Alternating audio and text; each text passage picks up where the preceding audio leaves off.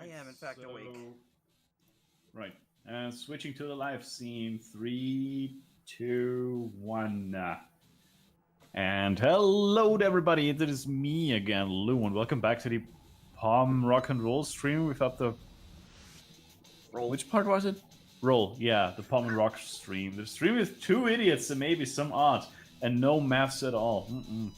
Oh, I am gross. joined as always by Mike. What in the butt? Everything in the butt. Oh. I didn't know you rolled that way. Wait, there is a roll in the stream. Damn it. Yeah, a roll downhill, but you know. A downslide whistle. Oh dear. Pretty much. Right. So, how's your week been, boy? Don't ask that. Don't ask that. You know. I guess I do. Fucking everything failing on me and like low ass sleep and shit. Yeah. I've had that experience as well this week. Boy, No. oh boy. Do you want to actually talk about that, or do you want to? Yeah, sure. I guess I'll mention it really quickly. I don't know. I don't even know when this was anymore. Was it like on? I think Oh yeah, it was in the Tuesday night night for me. from. Yeah, Tuesday night. So Tuesday night, my cat was behaving really strangely. She was like roaming around the apartment aimlessly and just trying to go to the toilet multiple times and failing each time to pee essentially. And at some point she lost some blood while doing that, and I freaked the fuck out. Let me tell you that for a fact. So, in my freak out, I frantically tried to reach any sort of emergency vet, which there are basically none in the city I live in. Except I managed to find one of them, and by the way, that was like. That was like around 2 a.m. to half past 2 a.m. something along those lines. All the while, my cat was meowing in pain or up and down my apartment, and he told me to basically stick it out and come next morning, which I did. However, I did not get much sleep because I figured, yeah, well, I should probably stay in in my living room, watch my cat as closely as possible, maybe get a little bit of shut eye in, just in case, or she also tried to pee elsewhere, not just in her litter box, but also in my laundry and shit. Yeah. Which didn't pose a threat at all because she literally couldn't pee, and yeah, basically I fell asleep around 5 a.m. or something. That's fun. And yeah, that is fun. So basically had like 2 or 3 hours of sleep that night, and yeah, the next day I visited the vet, and he was like, yeah, just as I expected.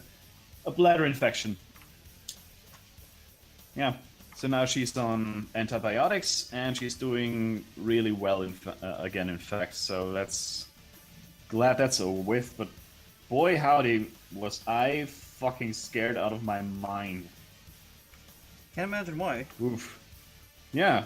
It's not like I fucking love that animal, and it's like, yeah, my dear little cat, It's weird. I know. Now, I have a question. You had no plans of getting a cat initially, right? Like, it was just kind of like... Initially, I wanted to get a cat. I always wanted to get a cat. But back in the day, all the best for your kitty. Thanks. I'll cuddle her for you. No, she's doing fine again. She's for the most part. Still a little bit meowy here and there. She's eating her antibiotics just fine, shit. So yeah, she's fine. She's fine. She's a resilient little bugger. Anyway, what was I? Yeah, initially I always wanted to have a cat. I grew up with animals. I grew up with dogs and cats alike, and because my mom always figured, well, it's probably best that he grows up with contact to animals, and it did not hurt. I guess I turned out fine for the most part. You? But yeah, Keep telling yourself that. yeah, low standards and shit. Anyway, I always wanted a pet of my own, you know. Like I always wanted a cat because I always felt like, yeah, cats are relatively easy to take care of. They're also always there. They're cuddly and all of that shit, all the good stuff. So when I moved in with Tommy back in the day, I initially wanted to get a cat from the shelter because it's the responsible thing to do, and I wanted to help out a cat in need, as it were. And our shelter seems to have some really weird people staff, because they basically told us, no, you're both working, you can't have cats. You won't have time to take care of them. They won't have enough stimulation. It would not be a good fit for you. I was so pissed at that. Like I was so mad. I was like, all right, fuck it. If they don't want to get me a cat, I'll just forget about it. Fuck you guys.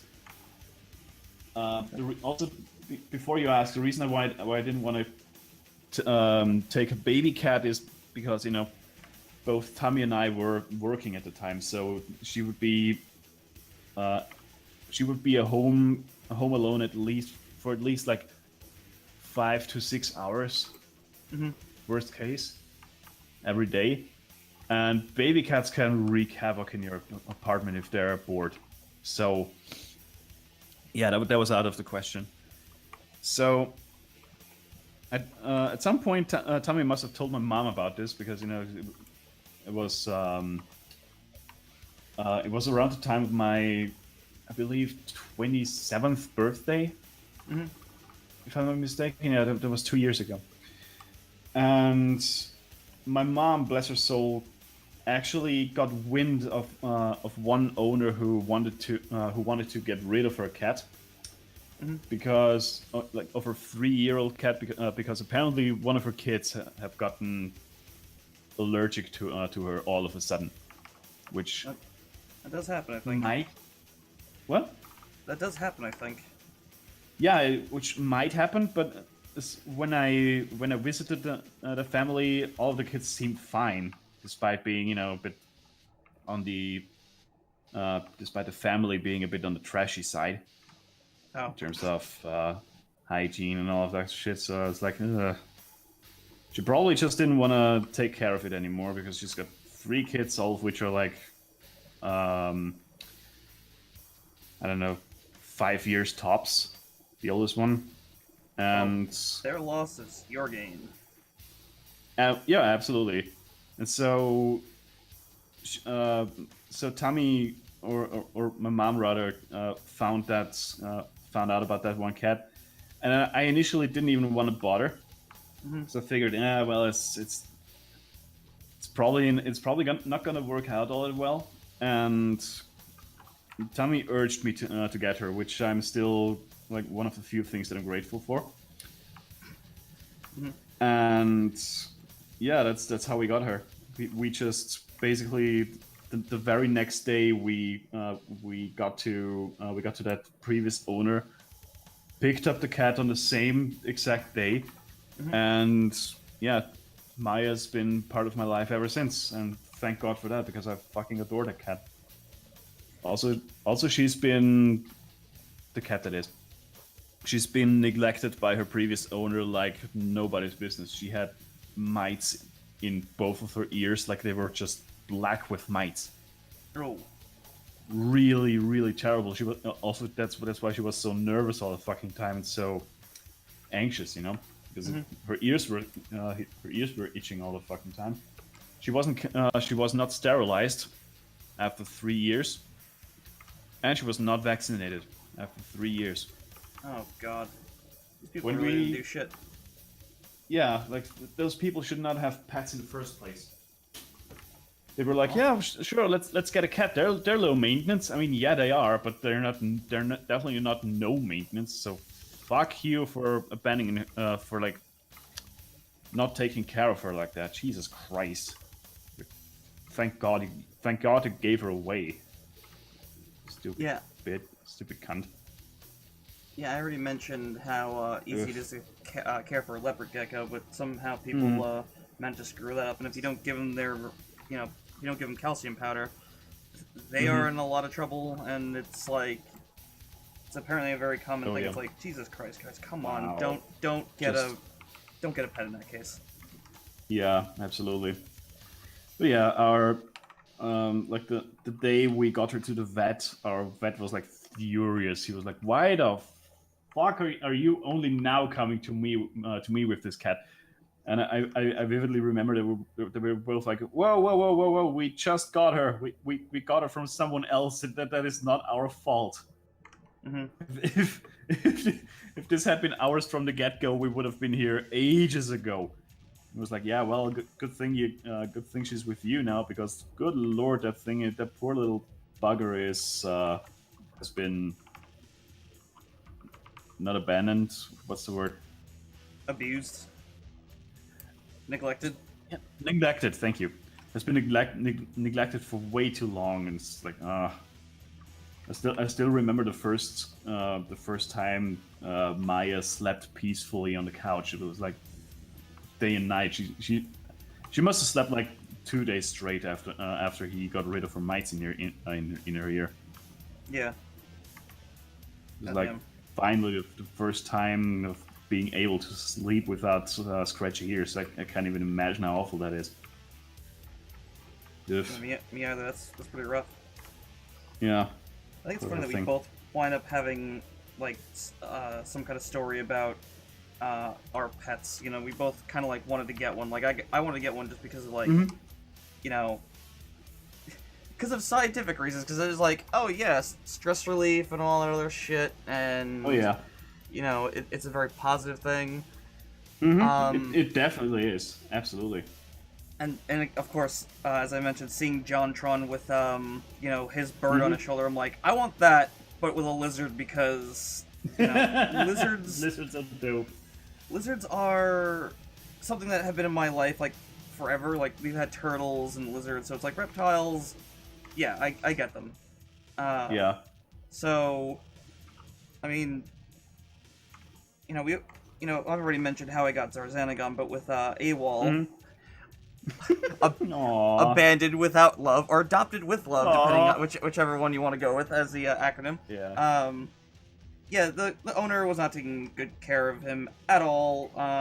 Had a UVB bulb, which you don't need. You need that for some lizards, you know, to simulate sunlight. And all you need for a leopard gecko is a heat lamp and calcium powder. Then, you know, whatever worms you want. And this person was feeding him mealworms, which I've shown you are like a fraction of the size of a superworm. So, you know, skipping all the social drama, Yeah. his tail has gotten much fatter. He's super happy. I walk over and he looks up and be like, "Yo, what's up, dude? You got any worms?" Like, bitch, you already ate. Yeah, you're right. But seriously, you got any worms? Motherfucker eats way more than Zarzanagon. His tail's only, I think it's only gonna get fucking bigger. Aw. My brother's That's like, not so cute.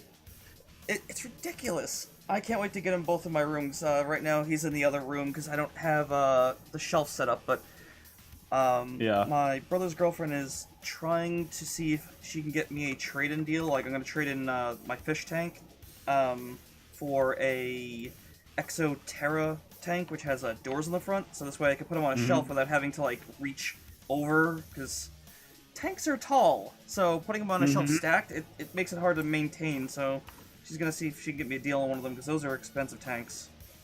Alright. So, I'm crossing my fingers so hard for that shit, because... Oh yeah, same. God That would damn be it, I great. need it. It would be. It really would be, because they have a couple of those tanks downstairs. I'm like, oh my god, I want one. Uh-huh. Is that a ladybug up there? Yes, yes it is. There's a ladybug in my room. Cool. That's good luck, I hear. Yeah. But yeah, pets are fucking awesome. Everyone should have one, except if you can't take care of it, then fuck you. Don't get one. I've been No, recommending my dad... I'm serious. No, I agree. I have been recommending my dad get a beta fish, because they're interesting. Have you ever heard of them? Mm-hmm. Yeah, aren't they the ones with the really large tail fins? I believe so. The thing that I know about them is that they don't need a lot of like water space, and they're loners. Like you can't put them with other fish because they will fucking beat them up. Yes, they will fuck each other up. They're extremely territorial. Which is hilarious because they're really pretty fish. Oh yeah. I had one of the, we had one of those as well. Like my mom and I. Oh yeah. Yeah, they're absolutely gorgeous fish. Quite easy to take care of, but with some interesting quirks. Go on. As you said, like no other male beta fish in there, or Okay. beta. I don't know how it's pronounced. Also, like they should be kept with one or two females apparently. However, what we found out that females can gang up on them. Yeah, we had one male, like a blue one, and two females. Like, that's the funny part about these fish. Like females are really unassuming. They're just quite bland looking, in all honesty. And if they like, I think if the tank is too small, like the male gets too stressed out and will also like attack females every now and then. You know what? I'm gonna recommend that he doesn't get a fish then, because I thought this would have been a little easier, because like that's how they were kind of being sold as, but they're a little bit easier, yeah, absolutely, but not the easiest ones. get pet roaches. Also, you need to keep your aquarium very clean with them. They're very sensitive. As far as I know, if I remember that correctly, they're very really thrive in very clean water. Yeah, they're probably sensitive to acid and shit. Yeah, definitely. Alright, no beta fish then. I'm going to take that advice and just go, you know what? He doesn't need this, because he's had enough stress with taking care of things over the years. I just thought maybe it would have been a nice, thing to have on... Yeah, because... I don't know. I don't want to get into it.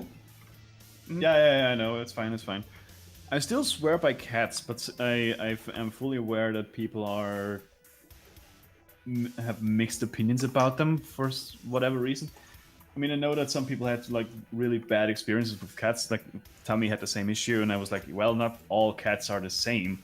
Barely any cat is like the other. They've all got such distinct personalities.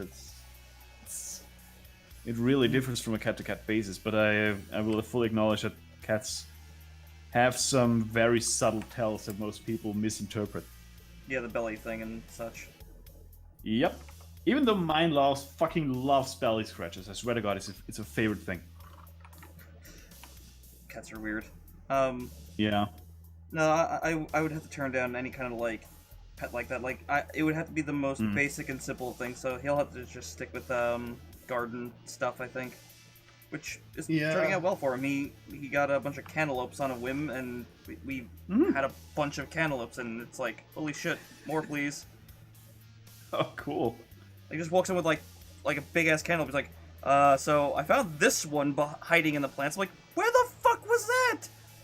Cut that shit up, man. Because he's been doing tomatoes for a long time, but he's just like, fuck it, I'm gonna get cantaloupe. Can't yeah. fucking argue with I mean, that. yeah. As I said, cats are not that hard to take care of.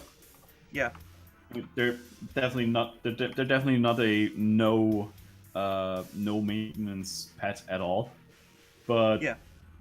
at the same time, they're very flexible. They're very free willed. They will do their thing if you just let them. Cats are wonderful. And at the same time, really cuddly. So especially their purring will relieve stress like no one's business. They're great. Well, I appreciate the recommendation, but like he's not I ready know. for any kind of commitment like that. Because I mean, Mm-hmm. It's take fine. care of That's fine. something bigger, and yeah. Yeah. I know. We should not get into that. No, we won't. But on a lighter topic, I made Yes. and I do mean a lighter topic. So when I say this next line, understand it's parody. I made a big mistake. Oh no. Do tell. Since this week was so shit, I was just kind of like, I wanted some kind of amusement, and I was like, all right, I'm gonna do it, and I downloaded the demo for Freedom Planet 2.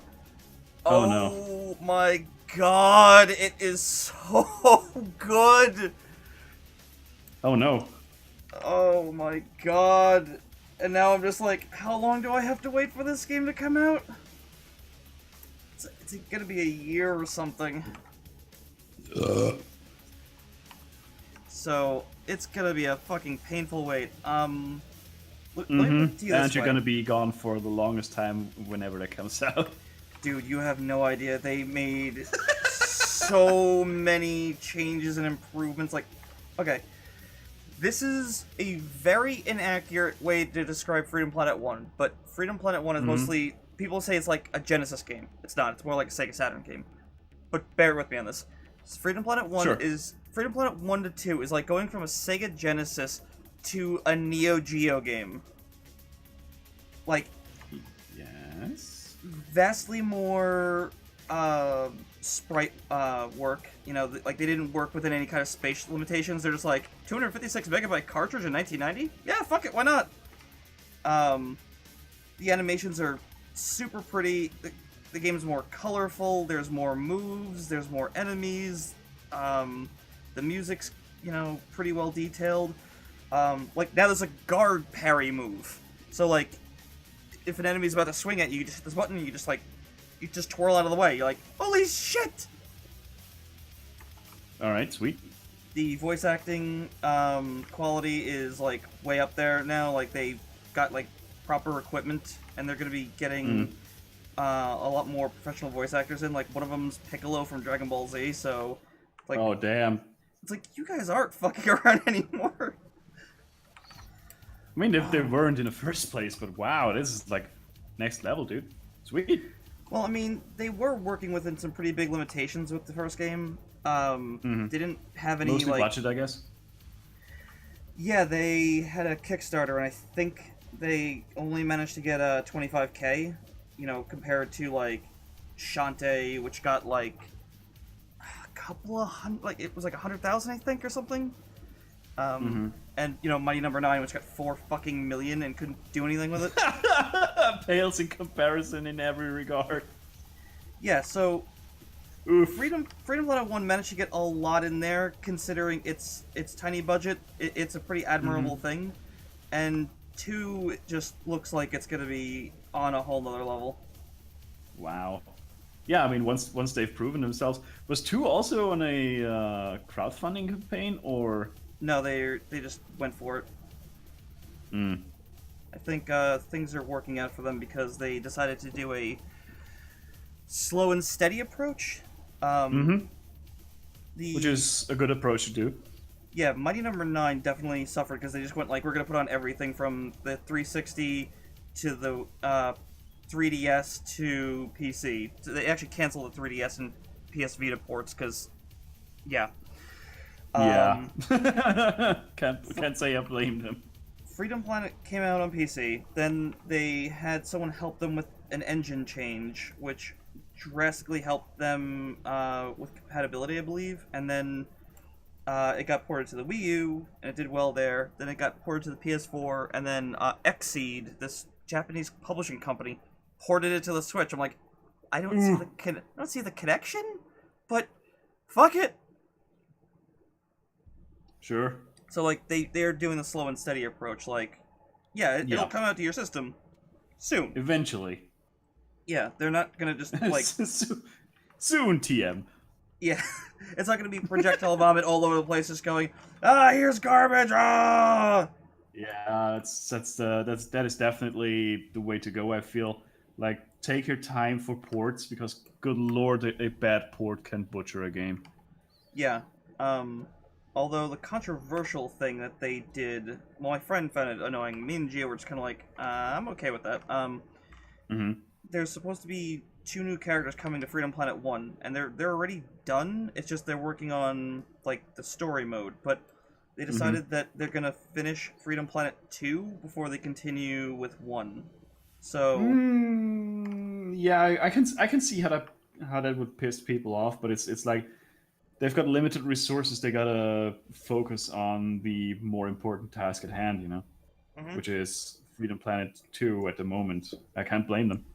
Yeah, because I mean they got Christian Whitehead in there, the guy who helped make Sonic Mania great, who did all the iOS ports of Sonic 1 and 2 and CD, and like, dude, those, like, regardless of what you think of Sonic, the ports are stellar. He put in, because they're not just ports, they're remakes basically. They have full widescreen. They're locked to 60 frames per second. They added in cut content, so like Sonic 2's got a new level put in there with a bunch of new enemies. And they redid the special stages for 2 in 3D, so now the half pipes move super smooth and everything. It's like, this is fucking legit. So they got him to help them with Freedom Planet 2's Unity engine, and this is what made me fucking laugh and smile.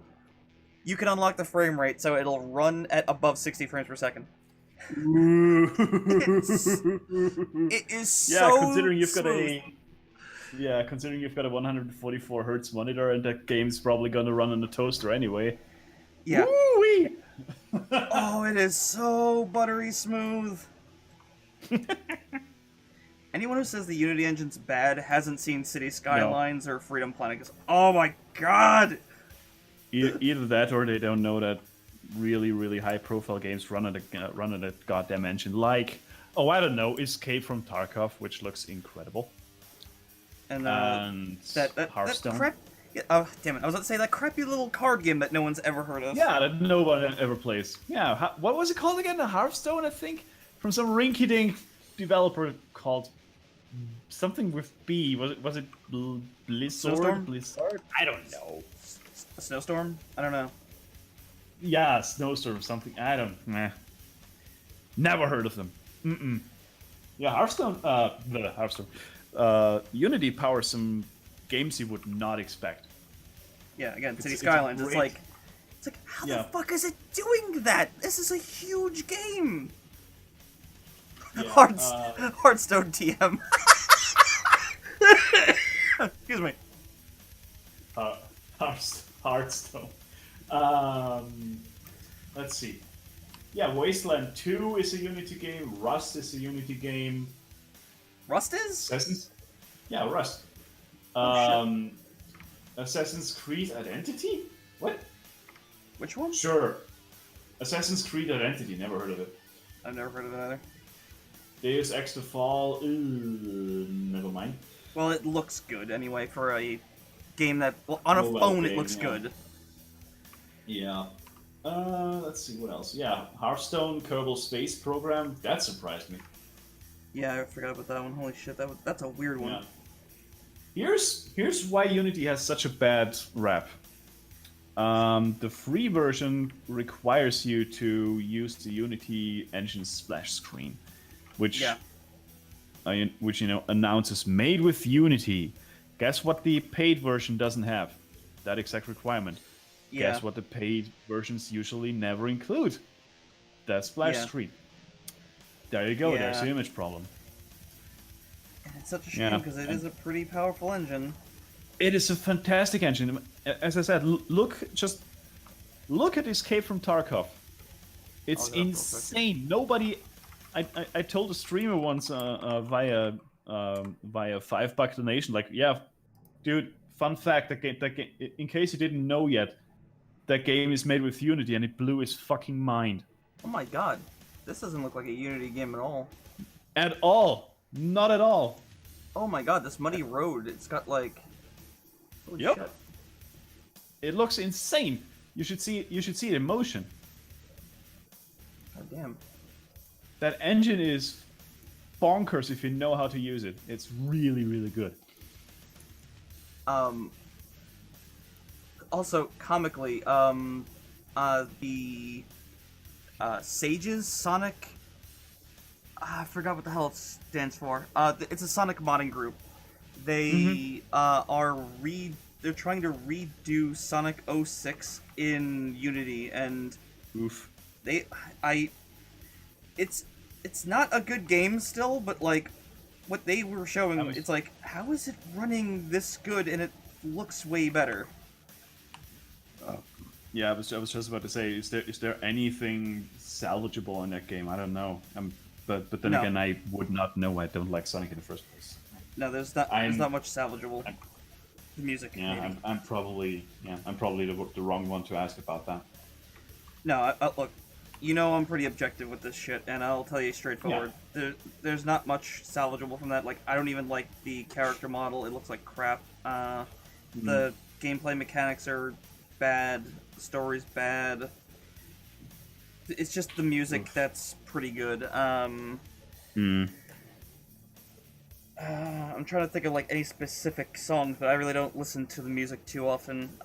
Because it's got that lingering thing in the back of my head going like, God damn it! I spent $60 on this. Grr. Bloody hell. But yeah, Freedom Hunt. Holy shit! I cannot wait for that game to come out. Mm-hmm. It's gonna be good. It's gonna be a good one.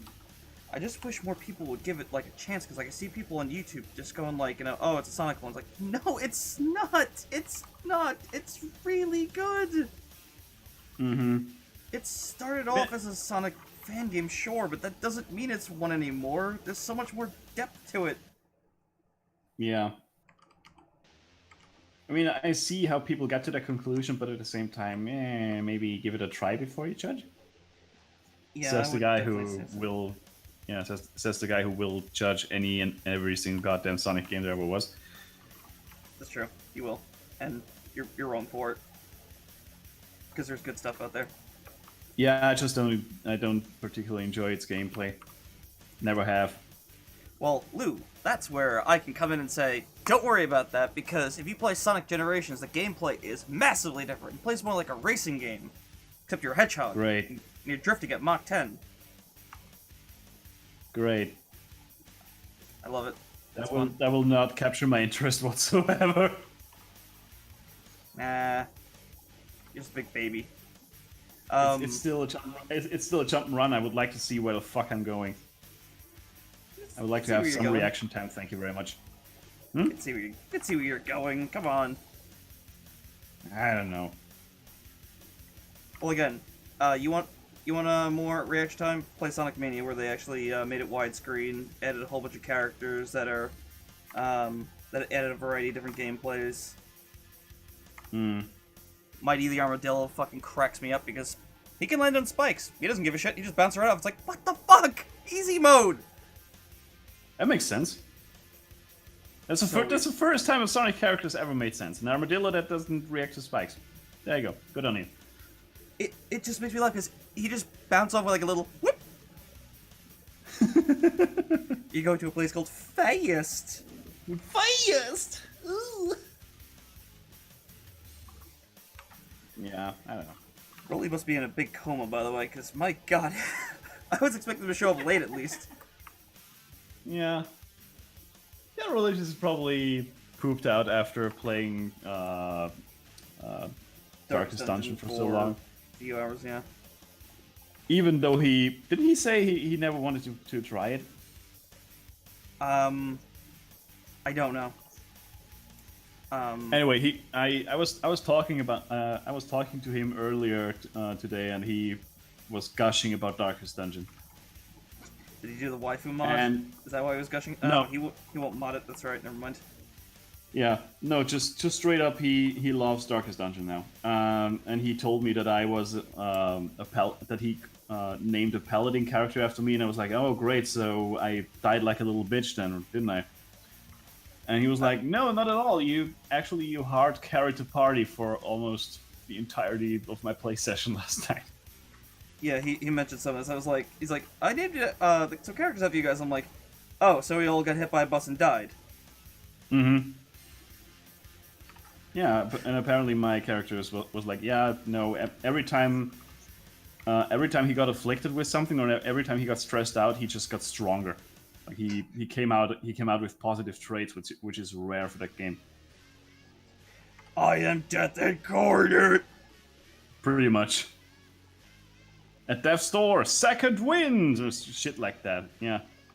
Oh Jesus Christ. Yeah. And then I died.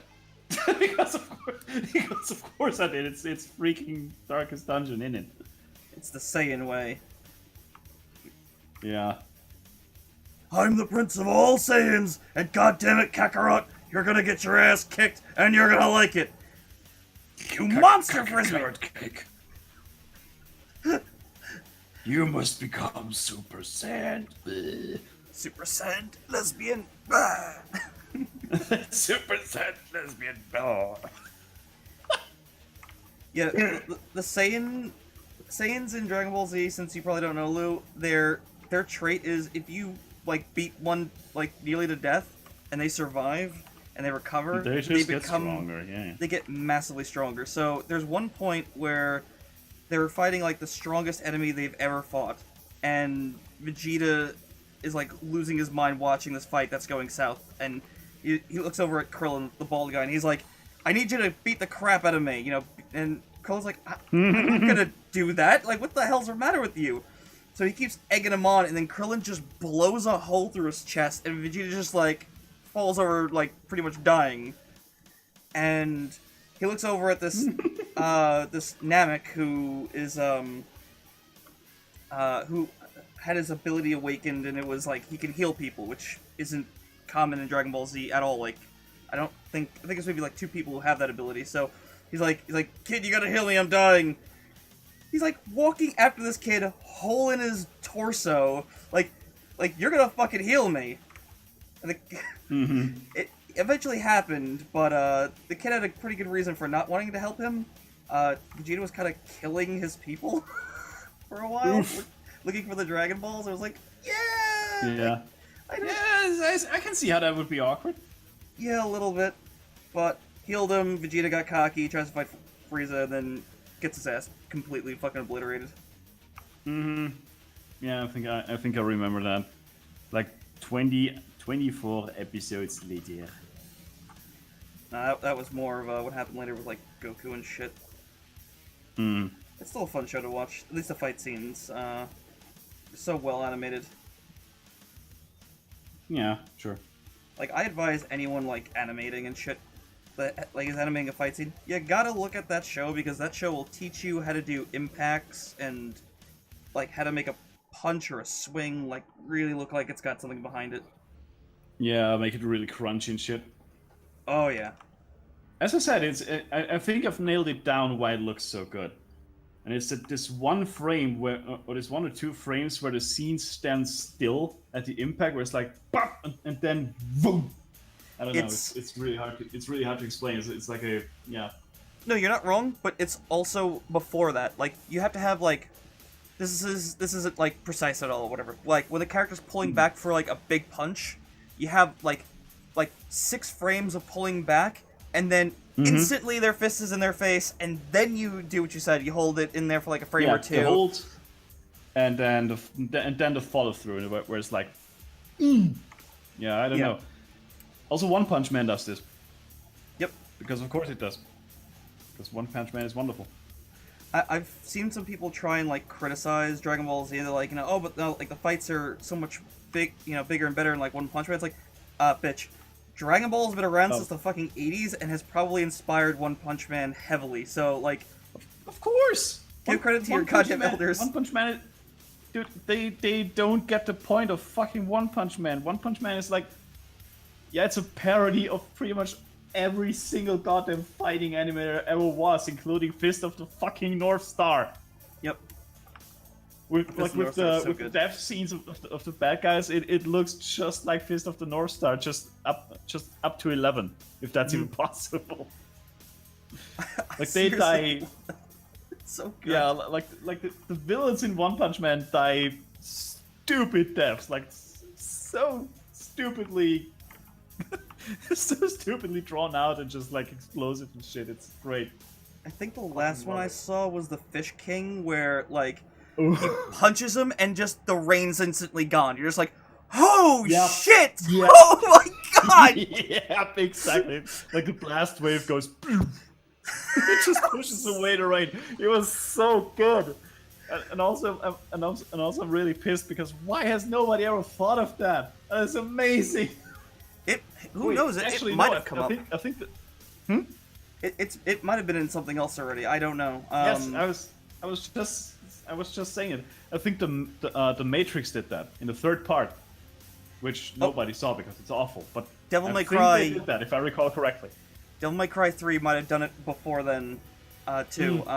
Because there's a scene where Dante and Virgil are attacking each other with their swords, and there's a shield around them fighting, because, like, they're fighting so fast. And then, like, the moment they clash swords, the rain just slaps down right around them. It's like, oh, that's awesome and cheesy. Love it. It's such a great idea. Just I'm lactose intolerant. Keep giving me more.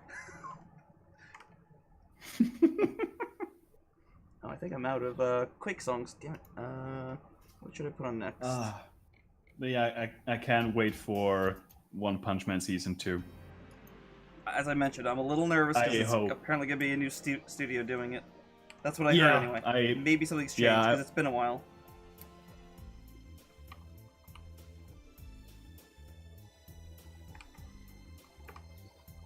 Anyway, but how bad can it be? He said. Have you seen Berserk? Never mind. Oof.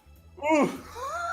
I've seen the memes. Guys, I've listen. seen like the South Park like animation where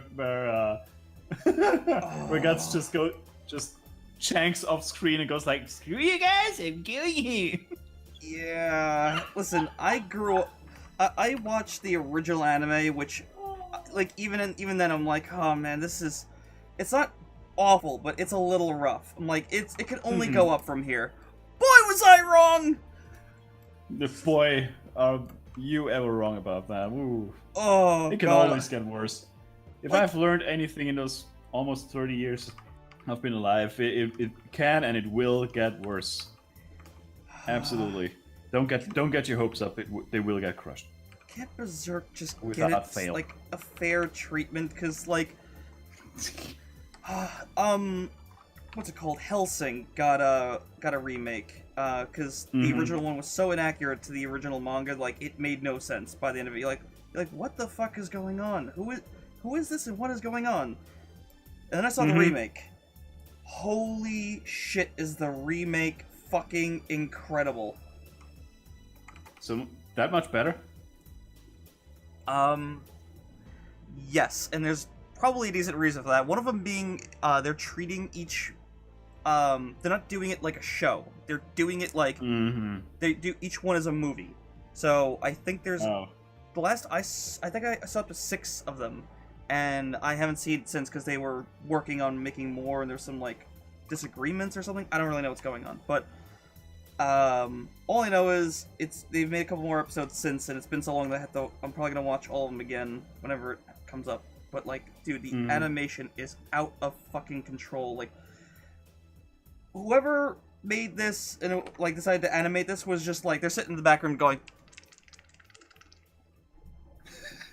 They have to be, because it's just, like, holy shit, they are really too into this animation. This is, like, a proper representation of, like, a true vampire, so, like, you shoot him, does not care. It just, like, Yeah. He wants to have an exciting fight. He has 2 pistols, like 2 motherfucking ridiculously huge pistols. Why? Fun. He doesn't need them. He has literally no reason. He could turn his arm into a giant, mega eye-covered dog head and just bite you in half. Yeah, but the pistols are just there for show and for style. Yeah, and they have some great character development with his with a familiar that he made. He wound up biting someone because The policewoman, the sniper, wasn't it? Yeah, Sarah's Victoria. Yeah, she wasn't a sniper until the thing until the bite, and they were like, "Yeah, here's your weapon." She's like, "I can't hold that." You'd be surprised. Yes, you can. And then, there was one fucking amazing moment. There was a vampire running away, and she's like, "I don't have a sniper scope. How do you expect me to hit her?" It's like, you're thinking like a human. Just look down, and you'll see her. It's like, oh my god, I see her. Just blows her to pieces. Like, oh shit. It's so good. You have to watch it. Yeah, Hellsing. I might have to eventually. I've still got my sights on Kill la Kill. Kill la Kill? I don't know if you'll like it. That sounds like stupid, retarded, and silly fun. It is. There is no denying that. But I mean, oh, that's fan art. Damn it. I don't know if you'll enjoy it because it's a mockery of a couple of tropes, but like they do go pretty heavy into it. Where you're kind of like, it's like, I don't know. If someone who wasn't into anime walked into the room, I'd be embarrassed to be caught watching that. It's good. It's really good and entertaining. Yeah, but it's probably something I would not want to watch with my girlfriend, because she's probably not into anime. I don't know. I never saw her talk about that shit ever. It's certainly possible. Damn it, I'm trying to find. Yeah, there's a decent shot. Yeah, there we go. Yeah, when I said that dog thing, I wasn't exaggerating. Yeah, I know. I've seen a couple episodes of Hellsing back when MTV was still a decent thing. No, you saw the original show, I'm sure, and that was fucking awful. It was decent for my uninitiated mind. Yeah, but I promise you 100% this is better in every way. Also, if you watch it in Japanese, sorry. Again, you get to watch Japanese people try and say German words. And it doesn't. It's really funny. Oof. It's so good. All right, now I gotta see those scenes. At least it's so over the top, and then it just gets even worse with what they're trying to say. Holy shit! For our line. For our line. Fräulein Flugzeug. Oh, after you see this, I don't know if you'll be able to make fun of me for that anymore, because it's just like, oh my god, I'm not making fun of you. Yes, right? I'm trying to teach you valuable German words. And for your 100th lesson, Fräulein Flugzeug. I've heard that before! I need another word! Not like this, you haven't.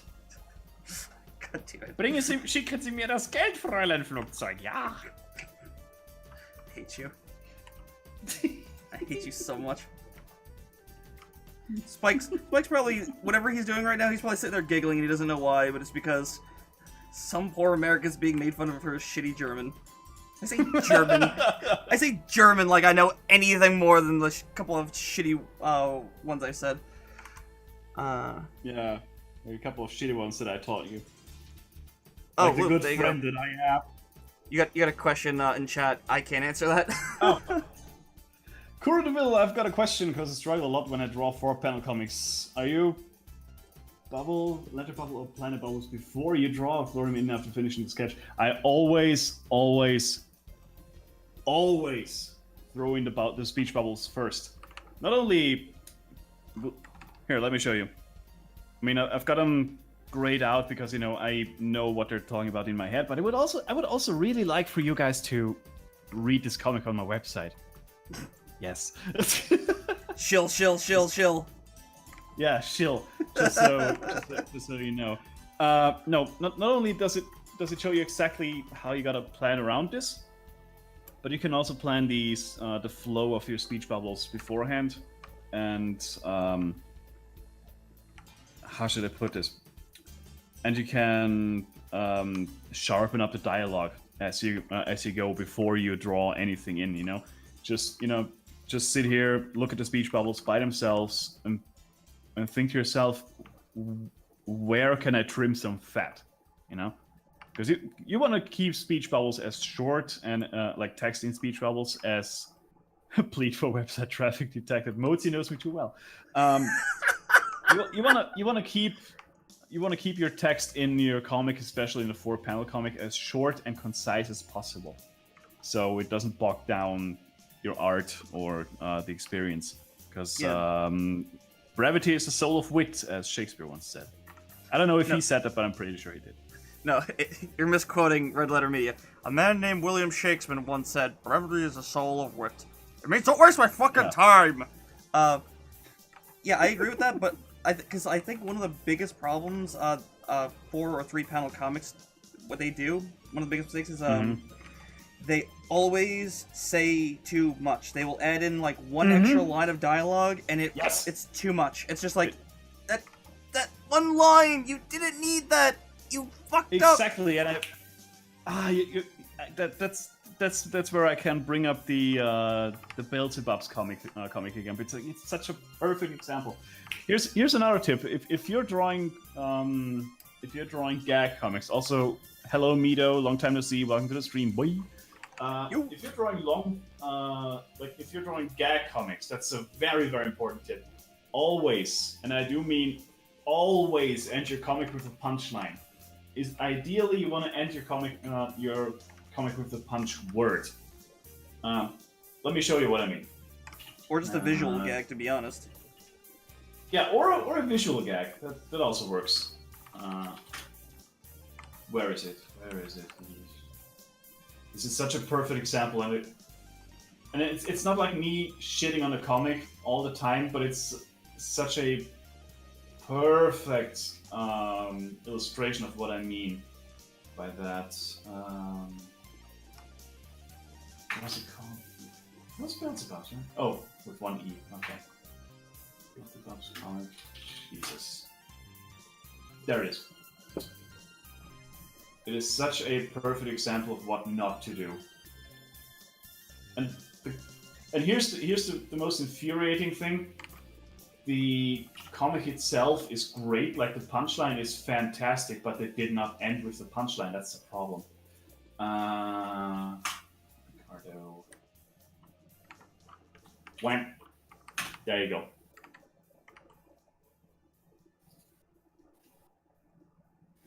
Also, I fully agree with your statement on this comic. I don't remember the comic fully, but I do remember seeing this going, oh, it's so close to being great.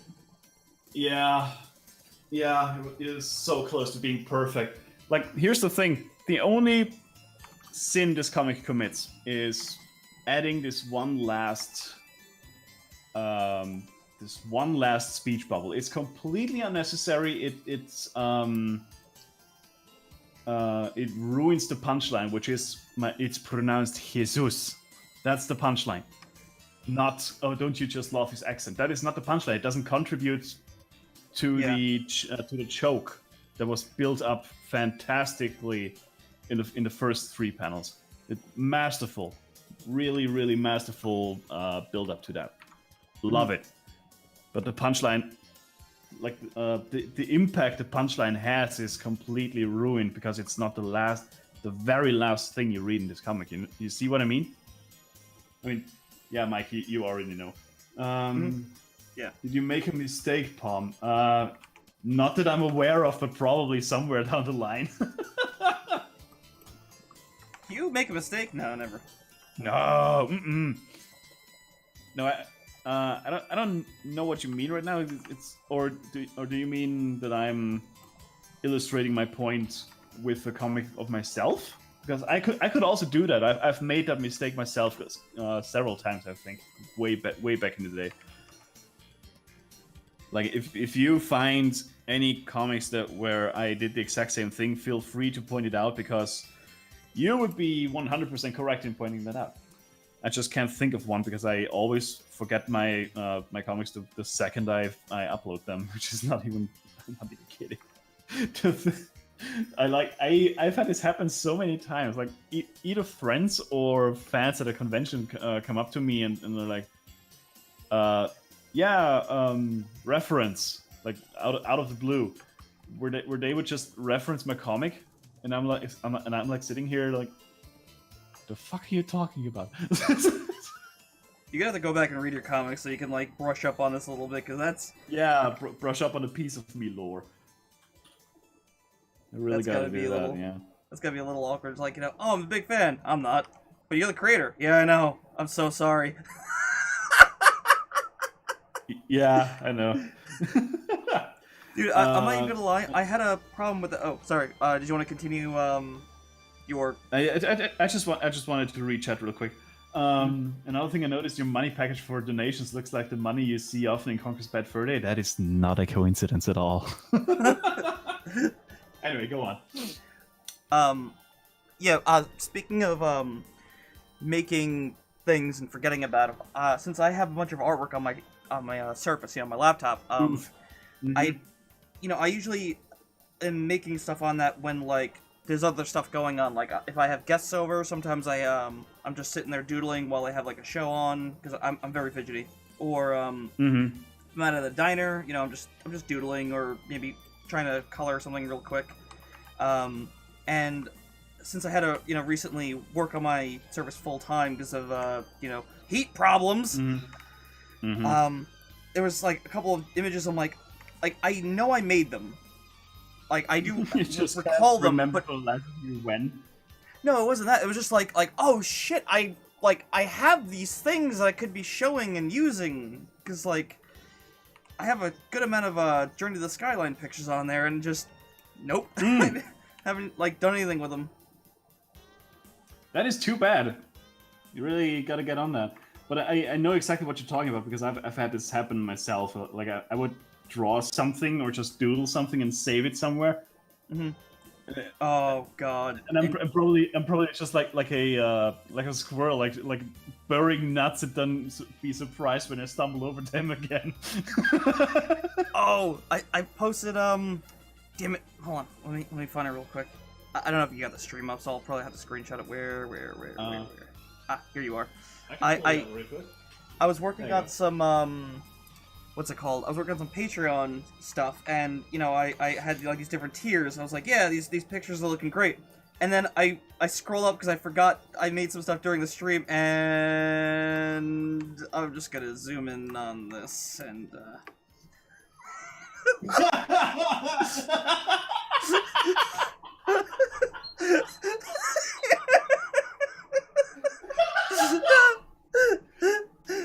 Oh hell yeah! It's like I have some practice with some rocks. I got a doodle of my characters. I was getting ready to do all like this proper work for selling my stuff, and then just all of a sudden, butter,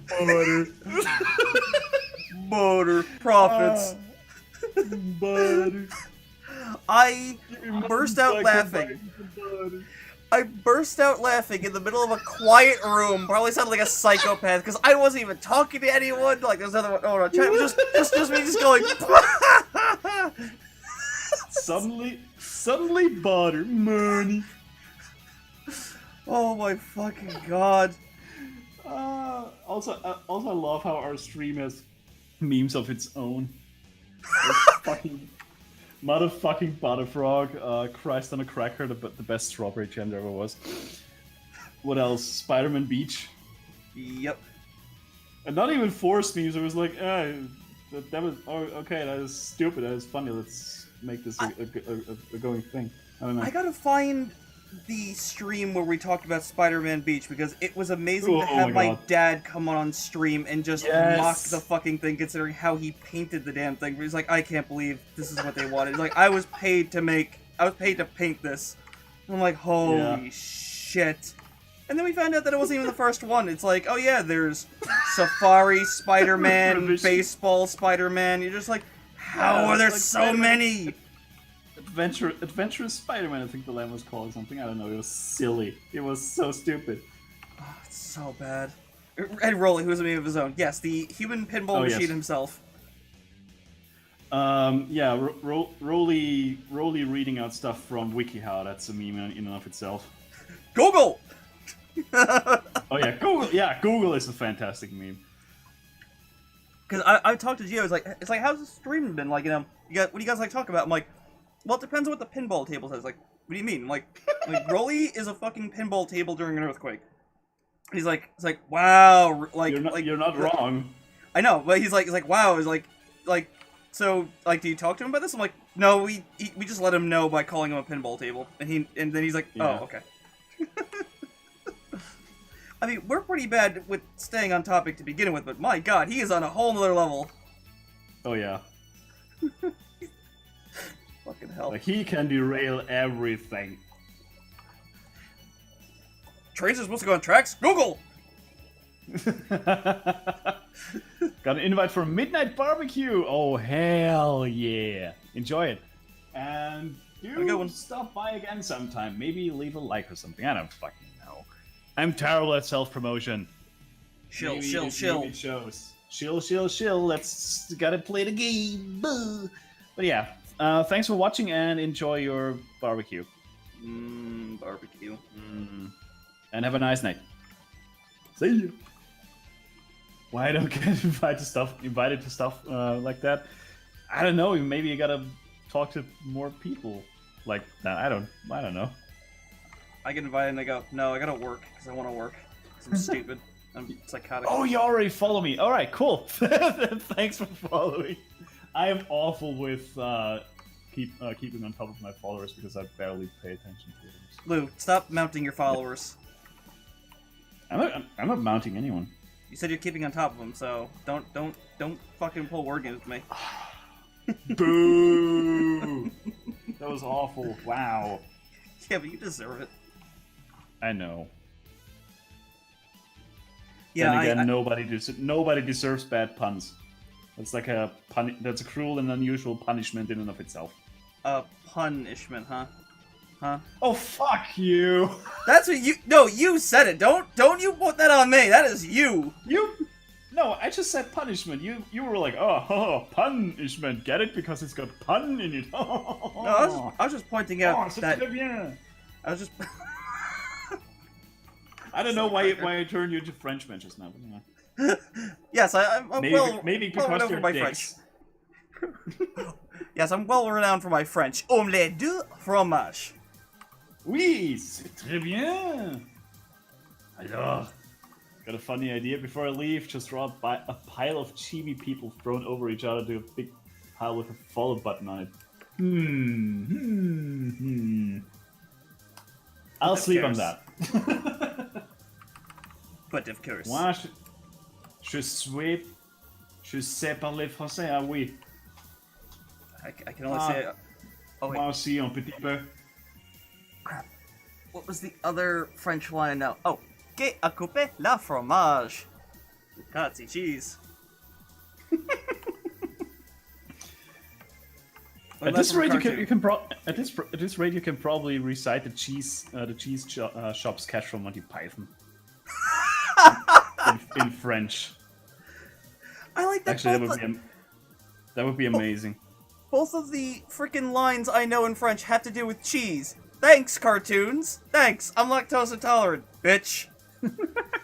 More to say, I'm a Canadian French. Well, that explains it. Good to know. So you're the acceptable kind of French. Cool. Oh, God. Well, there goes our follower count.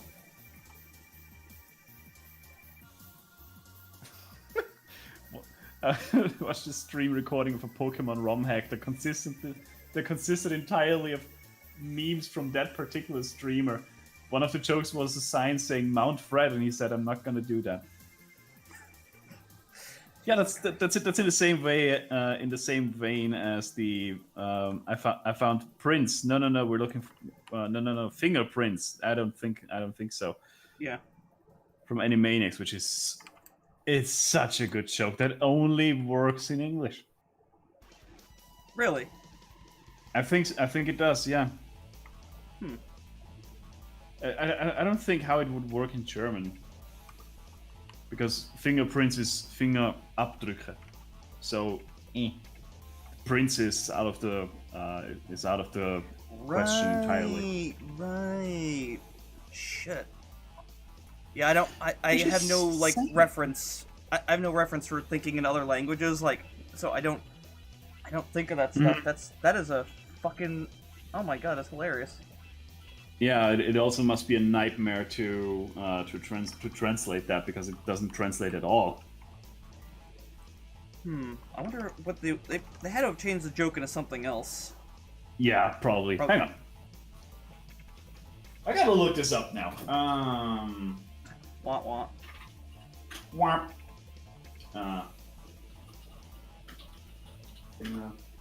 Prince.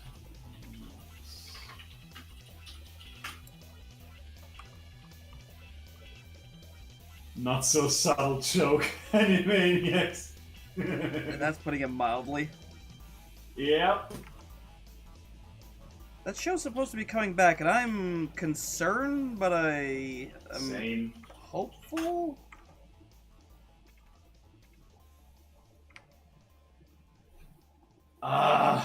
It's that is probably almost nigh on impossible to find in German. Like that one particular clip. Well, why don't you reverse search it? Find what episode it was in, and then see if there's like a German streaming site for that kind of shit. Yeah, that's a good idea. Mm-hmm. Yeah, so many remakes and so many reboots. It's getting a bit silly because now they're doing the PlayStation Classic, and it's just like, as I was telling Lou earlier, it's like Sony a year ago was like who would want to play these games? They're so ugly looking, and a year later, buy our PlayStation Classic. Aren't these games great? Yeah.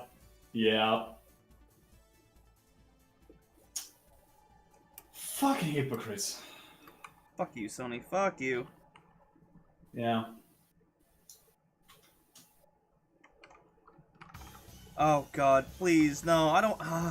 See, I can't talk about that shit. Because Disney's doing the same thing where they're doing like so many live action versions of like their movies, and I just think that's really insulting to the animation stuff. Mm-hmm.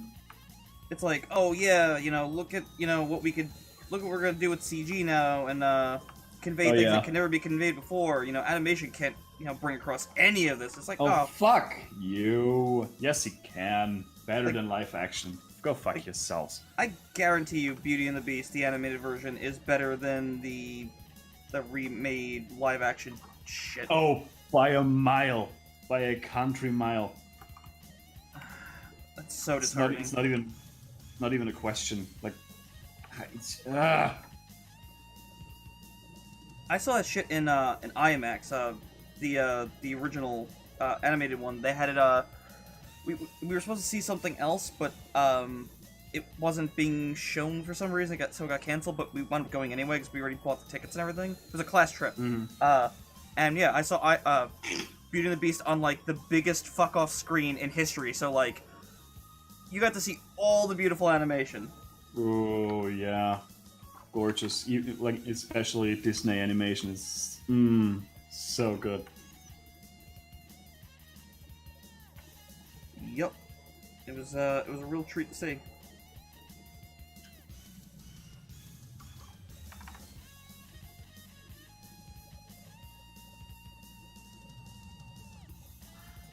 I mean, okay, almost cried when I see it. No, it's like fair enough on that. I was going to just say like nostalgia can be really powerful for some people. Absolutely. It's oddly not that strong for me. It's just like I play like old games just because I like them. I don't play them because like, oh man, nostalgia. I'm like no, I love this shit still. Like I don't get any nostalgic moments except if I look at the hardware. Sometimes I go like, oh shit, I remember when I got it. That's about it. Mm-hmm. But continue what you were going to say. Yeah, no, I was just reading out the chat message out loud. Never mind. Okay. What was I gonna say? I do get nostalgia sometimes, like mostly with music and video game soundtracks. Funnily enough, like whenever I hear either Rainbow Road, like from the N64, or the ending theme of Super Mario 64, I get all I get all teary-eyed. Not gonna lie, it gets me.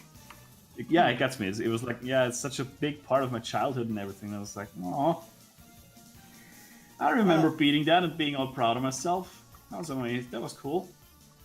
Again, I'm not bragging. I've never cried to any form of media. That's not, again, not bragging. There's nothing to brag about. You're a cold piece of shit.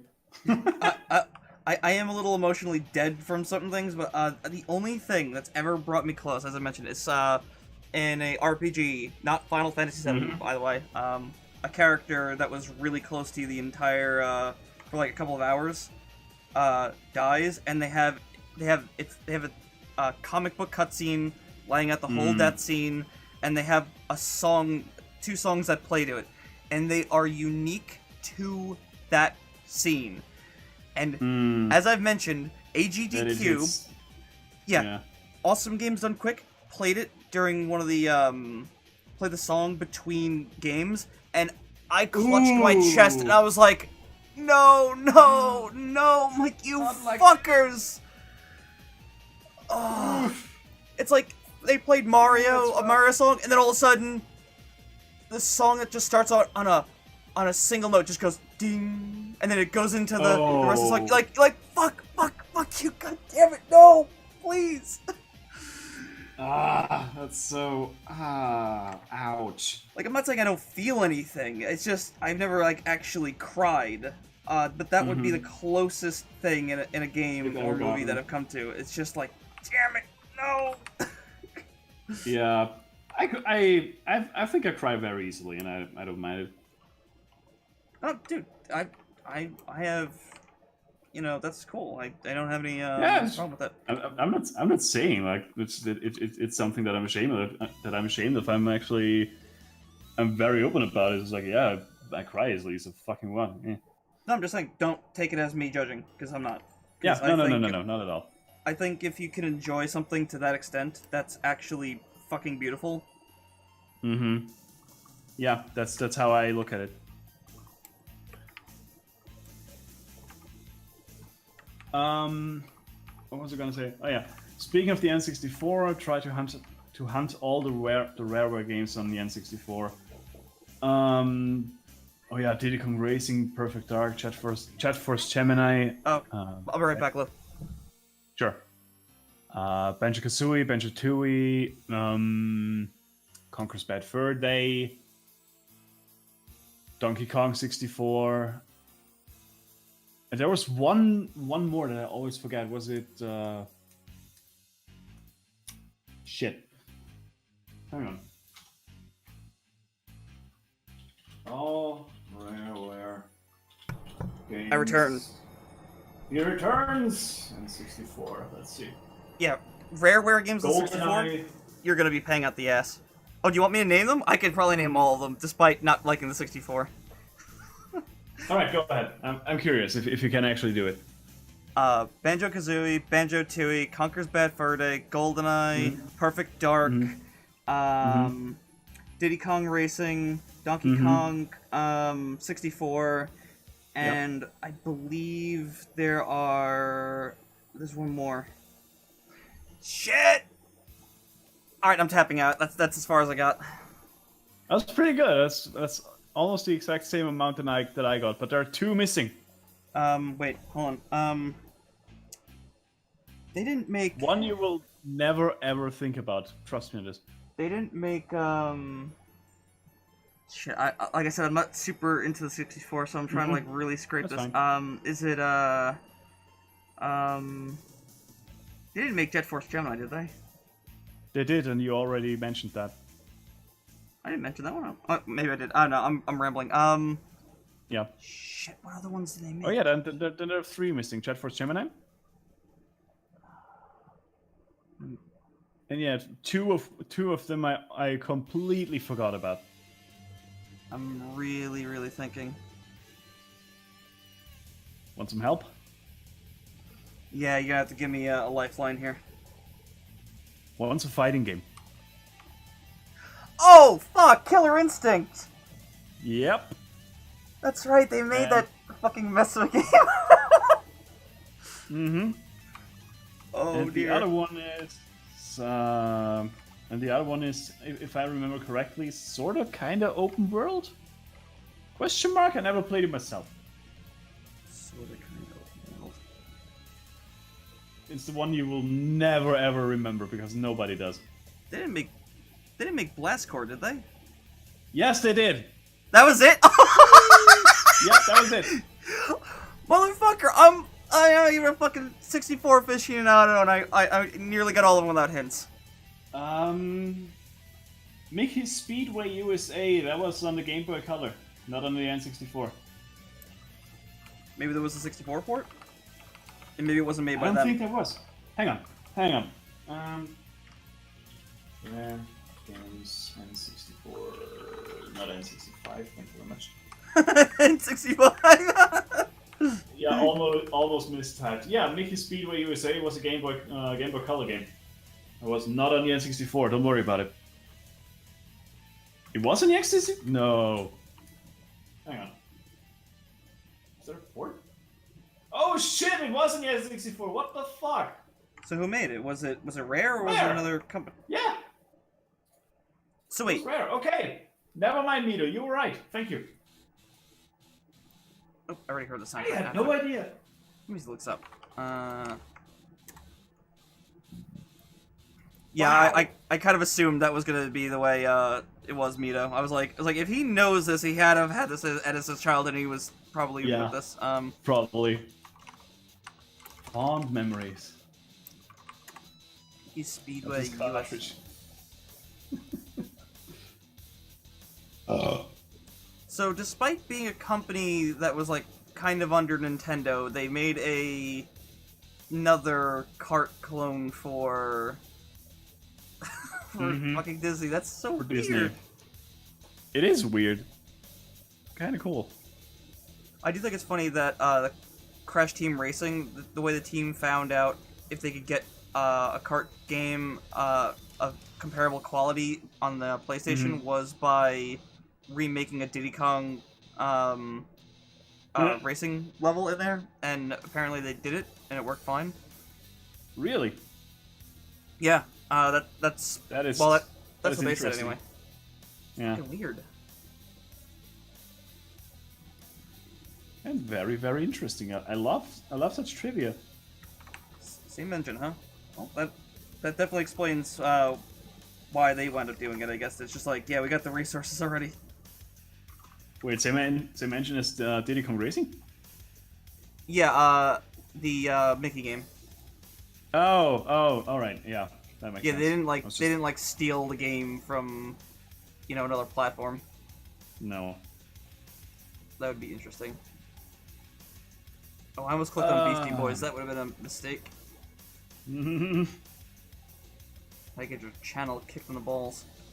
Fuck it, I'm gonna listen to Phantasy Star 4 since I was just talking about that game. Yeah, I was just about to ask before like you never mentioned which game that was. You were just like, yeah, it's not Final Fantasy VII. I just didn't want to. I want people to play the game. That's the thing. Like, I really want people to play Phantasy Star 4, and I don't want to spoil it because like it's a game that gets ignored just because it's on the Genesis, and I'm like, you are missing out on one of the best RPGs ever made. Like, the things that they managed to cram into that cartridge is massive. Because like again, the whole story, all of it, is told through comic book style cutscenes. So there's like tons and tons and tons of panels, and I don't think they reused more than like one of them. So there's no, Goddamn. you don't see a single one reused, and there's so much in that game that developers have just ignored over the years. Like, you can make macros in that, so you get to a random battle, you have a macro setup, you just hit it, they all do their moves. Done. There you go. Damn, nice. Did you get lost? There's a talk button. So your party will, in character, tell you where to go. That So they're like, is so neat. Exactly. They're like, hey, didn't that person tell us we have to go to the castle? Oh, the castle beyond the quicksand. Oh, I know where to go now, and it's in character. Oh, that is such a neat solution. Like most modern games don't even do that for whatever Exactly. reason. I got lost in is Golden amazing. Sun. I got lost in Golden Sun because I stopped playing for 2 days, and it was during school, so like I was busy studying. So I went back to like, where the fuck was I? I don't remember where I was supposed to go. Oh yeah, Golden Sun had that problem. Something fierce. Oof. Like, all you need to do is just have a function that says this is where you're supposed to go. Like, I know people mock that now. It's like oh, it tells you where to go on the map. It's like, I don't care how you fucking do it. Just help me. It's been a while. Yeah. It's an option, you fucking elitist fucks. Mm-hmm. Stop trying to hinder people from enjoying the goddamn game. Maybe some people have jobs and can't play all day every day. Jesus.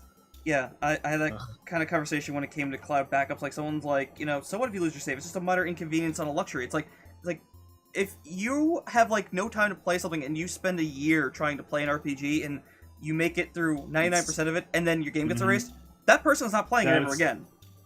Yeah, no, that game is ruined. And that's entirely on the fault of Nintendo, but that's a different topic. If you like Final Fantasy 6 and 9, I highly recommend Phantasy Star 4. You can get it on so many different systems. It's on PSP, PS2, 360, PS3, PS4, Xbox One, PC. I was just about to say it's probably also on PC, which is probably the easiest one to get a hold of. Yeah, but not everyone Hopefully. wants to play it on there. I was talking to my friend, and I'm like, you have a decent gaming laptop. Like, why are you buying, the games on PS4? He's like, oh, I don't know. I just like them better on console. I'm like, dude, however you want to do it. I was just hoping to get maybe a bit of a logical reason, like I get a different deal or something or whatever. Yeah, then why have a gaming laptop in the first place? For the occasional game that he'll play, I guess. I don't know. I don't know if that's worth the money. Yeah, well, that's a question only everyone can answer for themselves. So, whatever, man. He got it on discount because he got an employee discount, and it was a display model. So, but I mean, still. Okay, double dipping then. Yeah, but still, it sounded like an expensive investment. Look, I could say I like playing RPGs on handheld. So there's a new Tales game coming out, and I have the option of PC and everything. I'm like, I want it on Switch because at any time I hit the power button, it remembers exactly where I was. Like, I don't have to get to a save point. It's just just immediately resume. Which is really handy. Yeah, and you can do that on PS4, but you can't play your game in bed and whatever. So. Wasn't there an option to link a PSP and a PS4 so you can remote play? Or was it only on PS3? I can't remember. It's a PS4 thing. By the way, I'm hearing some noise. Is that on your end? Please specify. I don't know. Every time. I'm kind of. It almost sounds like high pitched static. High pitch? What? Hang on. Is that my room? I'm not hearing anything, but maybe it is on my end.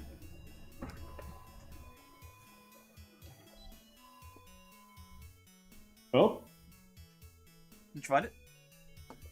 No, I just heard a beep, but I'm pretty sure it wasn't your end.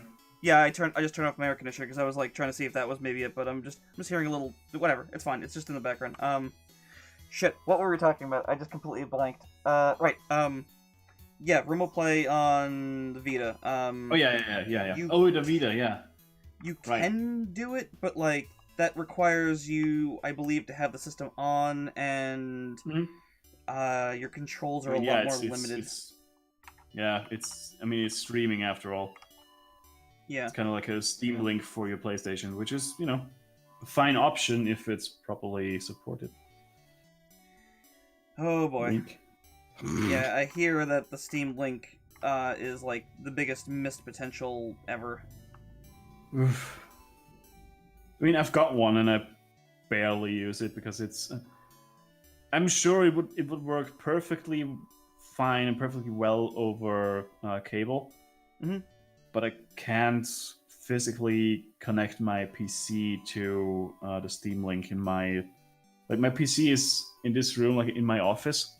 Mhm. The Steam Link is way over there in the living room, so I can't really connect them without like laying a cable across the living room, which you Yeah. know I'm not gonna do. Fuck that. Yeah, I can totally get why you wouldn't want to do that. Yeah. Except if I were to get some carpet, but I'm not a fan of carpet, honestly. I like carpet because it will dampen a lot of echo in the room. Oh yeah, that is a thing. Uh, Maybe I could get one. Just drill through this wall. Hang on, let me see something real quick. Brain fart. Welcome to the Technical Sports Stream with your hosts.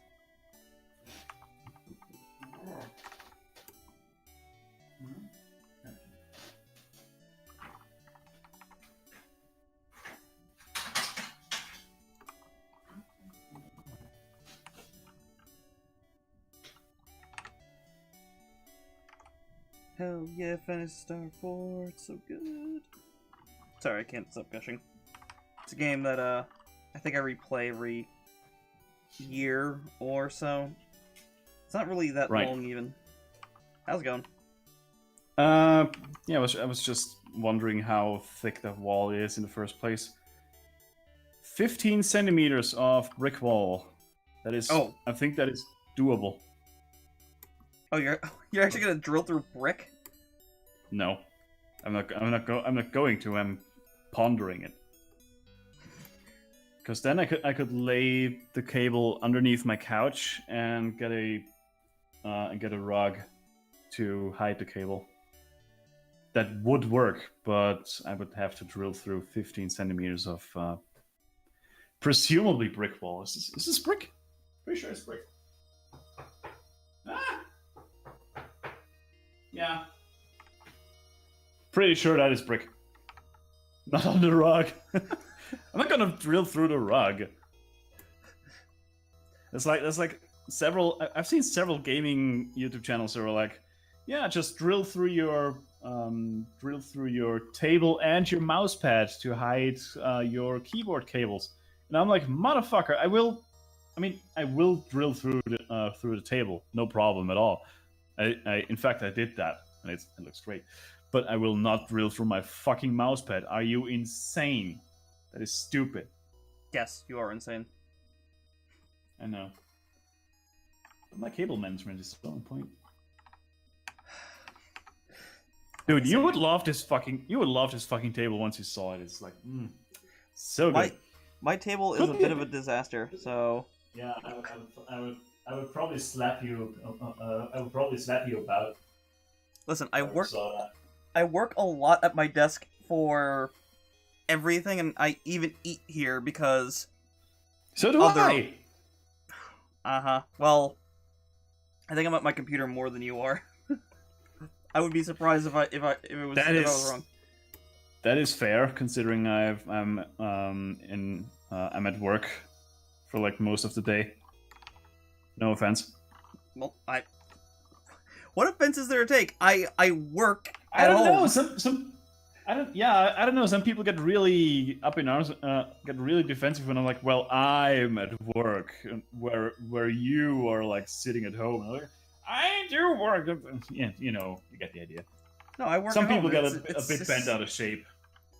No, like I get it, but like I work at home, so like my desk is going to be naturally more of a mess when I'm running a business from it, and my entertainment's also here, and I eat here, and it's a bit much.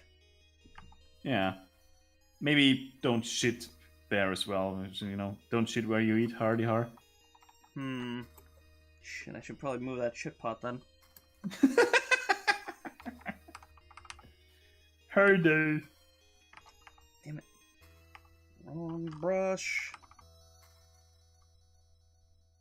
I really gotta get back on that animation I was working on. The thing that kind of put me off is I had to try and figure out how to implement shading and be able to see it between each of the frames. And I'm not quite sure how to do that because I use a lot of masks for that kind of shit. So Yeah. I did try a couple panels with shading, and the shading wound up moving around just enough where I'm like, no. So Oh no! I'm a little stuck, and I have Can't to kind of you? We're talking animation here, right? yeah, that's what that's what I was Right. Sorry, I just blanked a little bit. My brain went. Bah! the first animation that I was working on, the with Korra and Blip. Maybe, and that's just me. That's just my logical brain going. Well, cut corners and shit. Maybe forego shading entirely, at least for the animation. Also, can't you onion skin that? Not when it's masked. It won't pick it up. Because it'll pick up the colors. I think. Even with clipping masks. That's what I meant. Clipping mask. Let me see. Alright, I'm gonna save my document, which is gonna take a couple seconds, and then I'll look. Don't worry about it. I don't care about opening up this shit on stream. Faster. Gotta go fast. Gotta go fast. Gotta go faster. Shoot. Oh, the other thing I forgot to mention about Freedom Planet 2, I was cackling because the first song I heard sounded a lot like Gunstar Heroes, and I don't know if you've heard of that game. Like, No. It's a Sega Genesis game made by Treasure.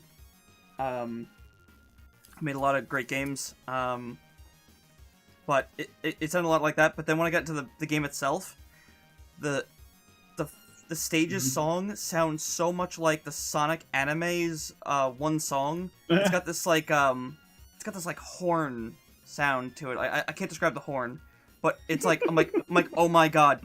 They were totally inspired by this, and it's so thick on this. It's hilarious. Let me see. Does it need more cowbell though? No, it doesn't. Nothing needs more Will Ferrell because I don't like Will Ferrell's comedy very much. Oh, me either. I did not even know that was a Will Ferrell joke. I'm just aware of the meme. He's from it was from Saturday Night Live. Ugh. Yeah, I'm not a fan of Will Ferrell at all. I like him as a supporting character. He isn't. I'm not too into his kind of humor. Crap, where the hell is this? Same. Where is this animation?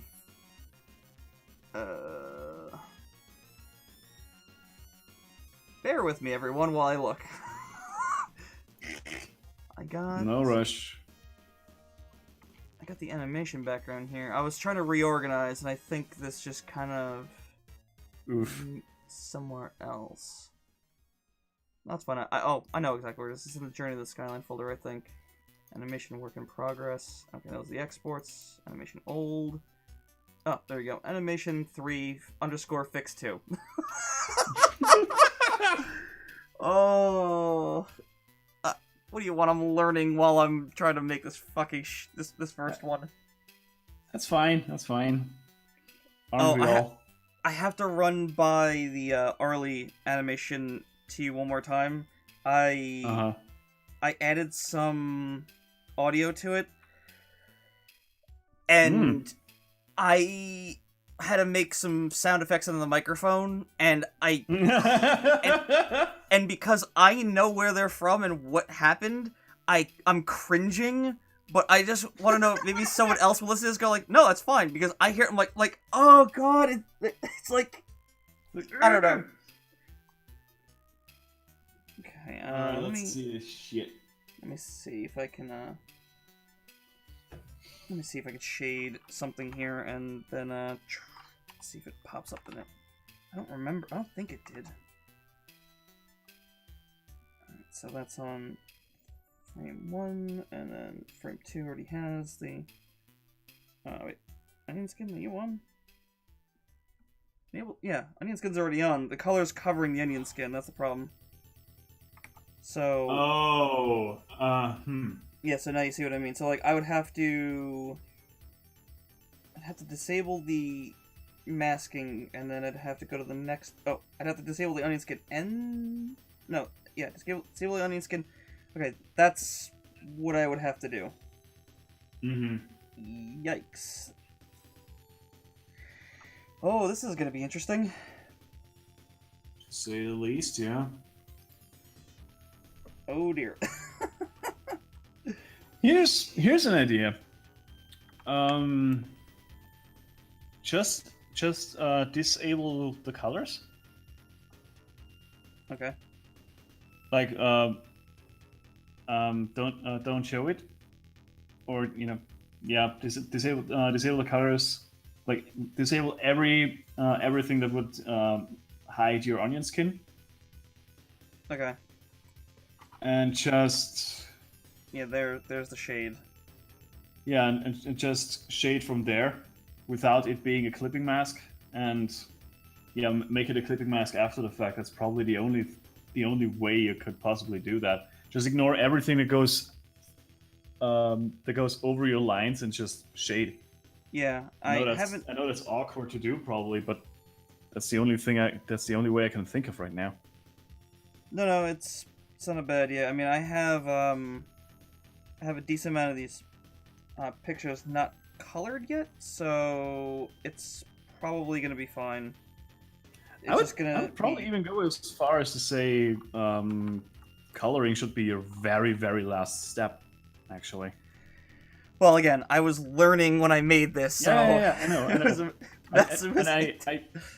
That's not how I did mine either. It's like I'm just now thinking of that as a possibility. You're not like wrong. I just made my shading and I was like, fuck it, it's close enough. All right, let's see if this holds up, or if I'm gonna cringe. Boop. Oh yeah, please do. Let me full screen first. There you go. Yeah, unfortunately, inks are gonna stick on screen a little bit for some of this because it's not completely done. This is so cool for a first effort. Good lord. You're making me blush. And I stand by that. It is amazing. Oh god damn it! Now I have to like fucking finish this and get it going, dude. The background for this is huge. I just hope it works out. Thanks, oh, it Rossi. will. It will. It is amazing. I gotta put out the pencil art eventually. I love how this works. Wait, do you know Anna Monthly and how that works? Because I keep seeing people posting. I'm like, when do I post my animation so I don't get yelled at? Wait, Annie Monthly? What? Yeah, it's a thing on Twitter. I keep seeing it. Like someone's like, oh, I made this animation for Anna Monthly. Well, you didn't make it for Annie Monthly, so I would just. Yeah, people post like works in progress and shit. Let's see. I found the hashtag. Can't you? Yeah, can't you subscribe to a hashtag and get notified whenever it's trending? Yeah, I guess so. September 13th. So this is recently. So, when they say Anna Monthly, do they just mean fucking whenever? I think. Also, I don't think people will care too much, so, 3 news results in just the time that I just started talking about this. Yeah, I'm seeing stuff from, like, minutes and hours ago, so you should be fine. Also, there's some really cool stuff in there. 27th is Anna Monthly. It was created by Ross from Game Grumps. Ah! Huh! Motherfucker. That explains a few things. Mm-hmm. Oh wow, there's such cool stuff in there. Fuck me, I need to follow this. If you guys have a Twitter account, follow Anna Monthly. Oh, absolutely. Will do. Will fucking do. Can I... Oh, there's a But there's a Twitter account for that. Is it just Yeah. is it just a bot that retweets stuff? I am Looks like not it. sure. I keep learning more stuff about Twitter all the time, even though I've been on for like a little bit now, and it's just like, oh my goodness. Hmm.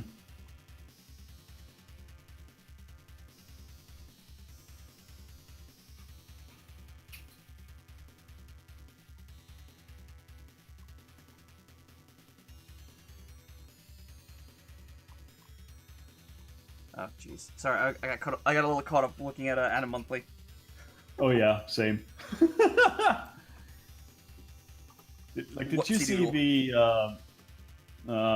the girl with the pistol animation? No. Fire that over. I guess.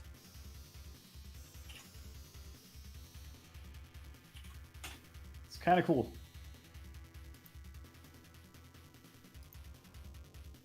Damn it! It keeps booting shit up in the Twitter app for Windows, and I don't have that hooked up Ugh. at the moment. Go away. Also, I also think this is pretty damn great. Yeah, Oh, so God, much talent in all these hashtags. So cool. I love seeing that. This is some good shit. Holy crap. Fucking adore it. And I sometimes get a little bit jealous every now and then where I'm like, how are they this good and why am I such a lazy piece of shit? Well, you only got yourself to blame for that. You gotta be a workaholic like me, just forsake like social activity and like video games. Oh, yeah. And everything else that's fun. Why haven't you killed that Elder Dragon in Monster Hunter? Well, I was working on comics. Hmm. One of the two that I have because I'm a fucking moron.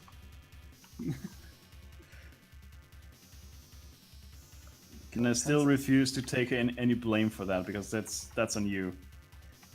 You helped encourage me. I just commented on. No, I did not push you. I was just like, yeah, your cutesy style is really cool. Yeah, I know, and I've been hearing that for years. Well, maybe because it's true, you dipshit. As an artist, I can't take compliments. You know this. Yeah, I know this way too well. How would artists do? It's wow, your stuff's good. No, it's actually terrible. You're wrong. No, it's I like it a lot. No, it's awful. Trust me, it's not fishing for compliments. It's just the artist sees like all the imperfections. Mm-hmm. Because we know our shit. And here's the worst part: we know other artists, so we always have something to compare ourselves to, even though we shouldn't. Yeah, I've learned to. But it's inevitable. I found. I've learned to do things a bit in a different way. At least from comparing to myself, because like a lot of people they say they go back to their old art and they cringe and say like, oh my god, I'm so bad, or I was so bad. I have actually managed to train myself to go like, I've come a long way, instead of Yes. and I look at it in a positive way, like, look what I used to do. Always. That's okay. That's pretty good. Yeah, and look how I do now. It's better.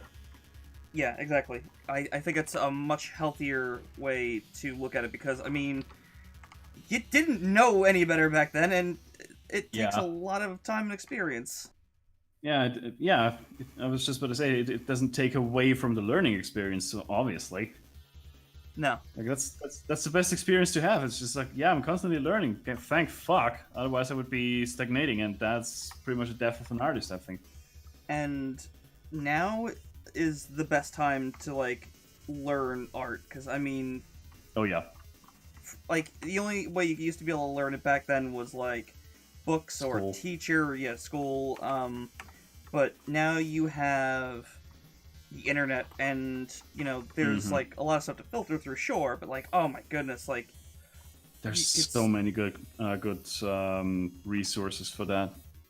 yeah, you can get like, because I didn't really like doing the figure drawing classes. You know, we drew so in nude because like it was well, the models I had were one of them would always fucking move, and it was like your hand wasn't there. But now you can get nude models easily, and there's even like the setups for like where you could be like you have 10 minutes to draw, and then the image is changing no matter what. So Yeah. you can like There's really there's entire websites for that. yeah. One good one that I found, and I really should use this way more often. I really should practice more. Is lineofaction.com. If anyone's interested, I'm just gonna plug it in the chat and in Discord. And I'm pretty sure I showed this to you as well at some point. It's really cool. Yeah. The one that I used for a little bit to help me learn, was Pose Maniacs or something like that. Where the models aren't so much nude as they are muscles and skeletons. So it's all like 3D rendered shit, so you can pan the camera around and like really look at some stuff. I find that I learn a lot better from like an actual drawing because you see where to put the lines. You're like, okay, so that's where it goes. Like it's more defined. You know, that's one way to do it. Yeah. Yeah, I'm not saying there's a right and a wrong way to do that. No, absolutely not. I'm not saying that either. I'm just like thinking, okay, maybe you maybe end up copying that art style, like not necessarily consciously, but subconsciously, maybe. I don't know. No, I'm strictly talking about like anatomy and maybe a pose. Like I'm not looking at the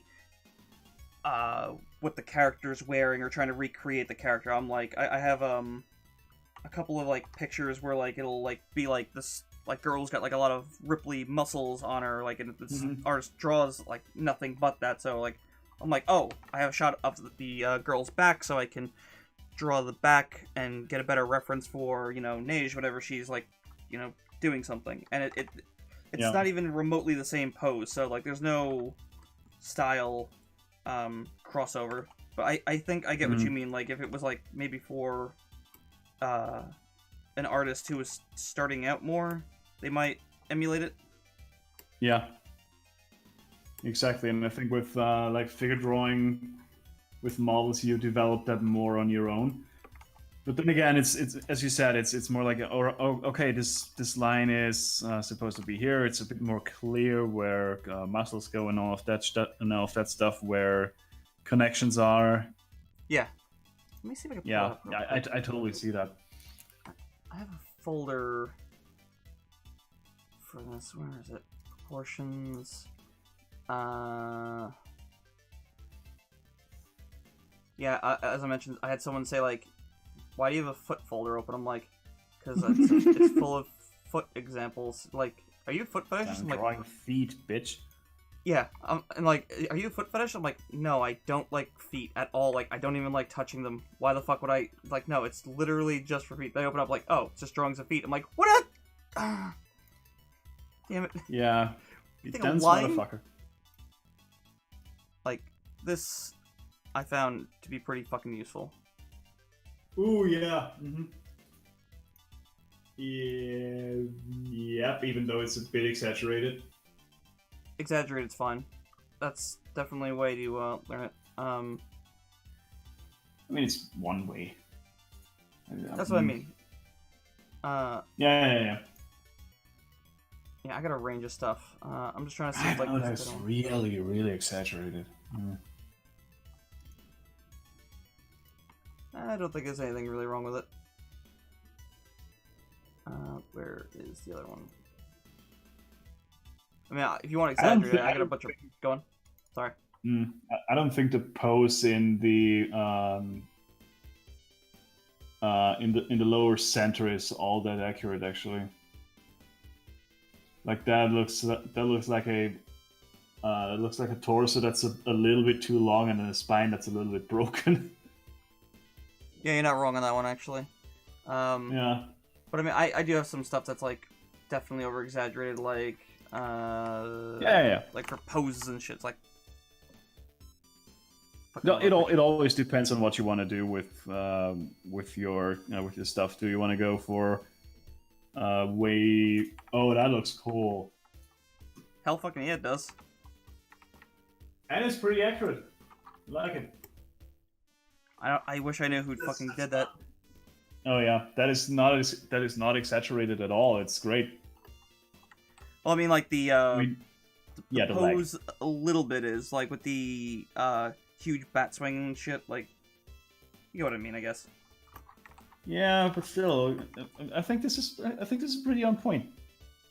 Maybe aside from the like the leg, but you know, that could be down to art style and dynamic pose and shit, And which is fine for a comic, but you shouldn't learn off of that stuff in terms of anatomy.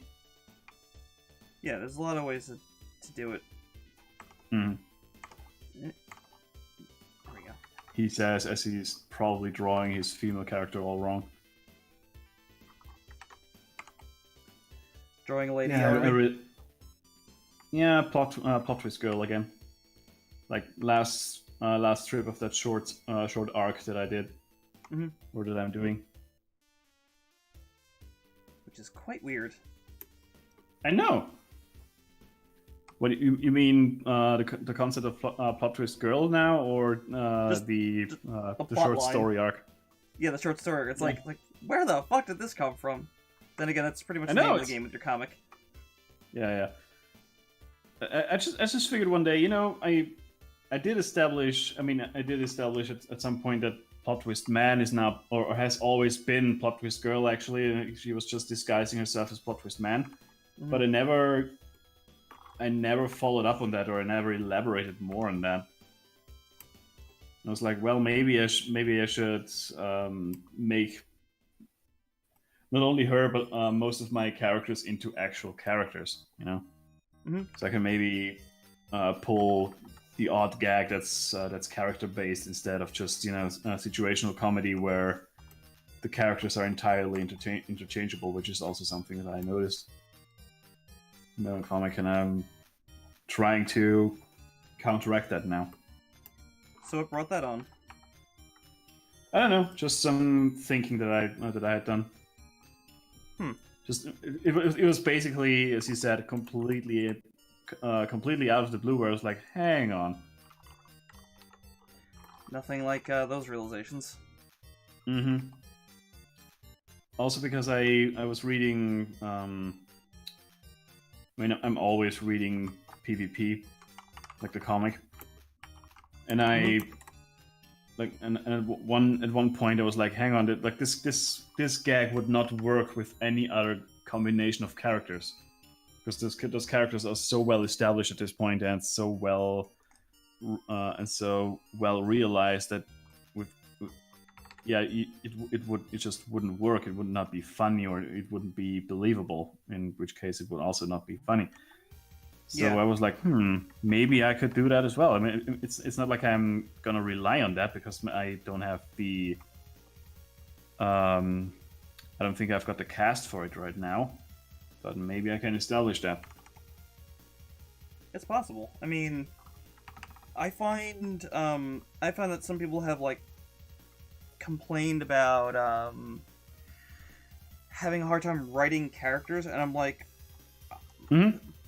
I feel if you are having a hard time, I'm not saying you particularly, I'm saying just if a person is having a hard time writing a character, then they don't know enough about the character that they're writing for. Oh yeah. Like when Or they haven't given it much thought. Yeah, or they're writing a character as a character and not a person. Like it's like it winds up being an archetype, I guess. Exactly. Like, how do I put this without coming off as controversial? Because I'm not aiming to be. Like whenever there's like a gay character in a comic, it's usually it's the gay character of the comic. Like that's how they're referred to and shit. It's like in poorly written comics, yes. Yeah, it's like that's what I'm directly referring to. It's like if you're going to have Yeah, a yeah, gay yeah. character, here's the thing about gay characters. They're just characters. They don't have to be like it doesn't have to be their everything. It just write them Yeah. as you would any other character and Being just go on. Yeah, sorry, go ahead. I was interrupting you. Sexuality is inconsequential unless it's like a direct plot point of the story. Like if that's like if you're following the character and like that's the story that they're dealing with maybe the hardships of some of that, then Mhm. yeah, okay, I Yeah, get it. But harassment like and stuff. yeah, but you could just have a character that you just didn't know was gay the entire time, and you just don't bring anything about it, and just be like, yeah, gay, there you go, done. Yeah, yeah. That is exactly what I wanted to bring up. Like, being gay is not a character trait, or Yeah, sexuality is not.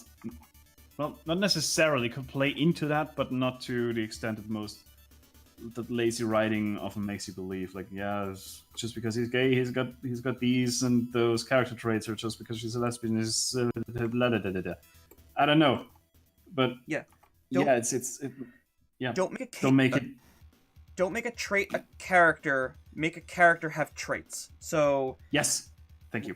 when your character, is really into video games, you don't have to have them just do nothing but video games. Like if they could just like video games, and maybe they'll bring it up every once in a while, but like they don't have to be like spazzing out every time it's brought up or something. It's just something Yeah, that you but, gotta work. maybe.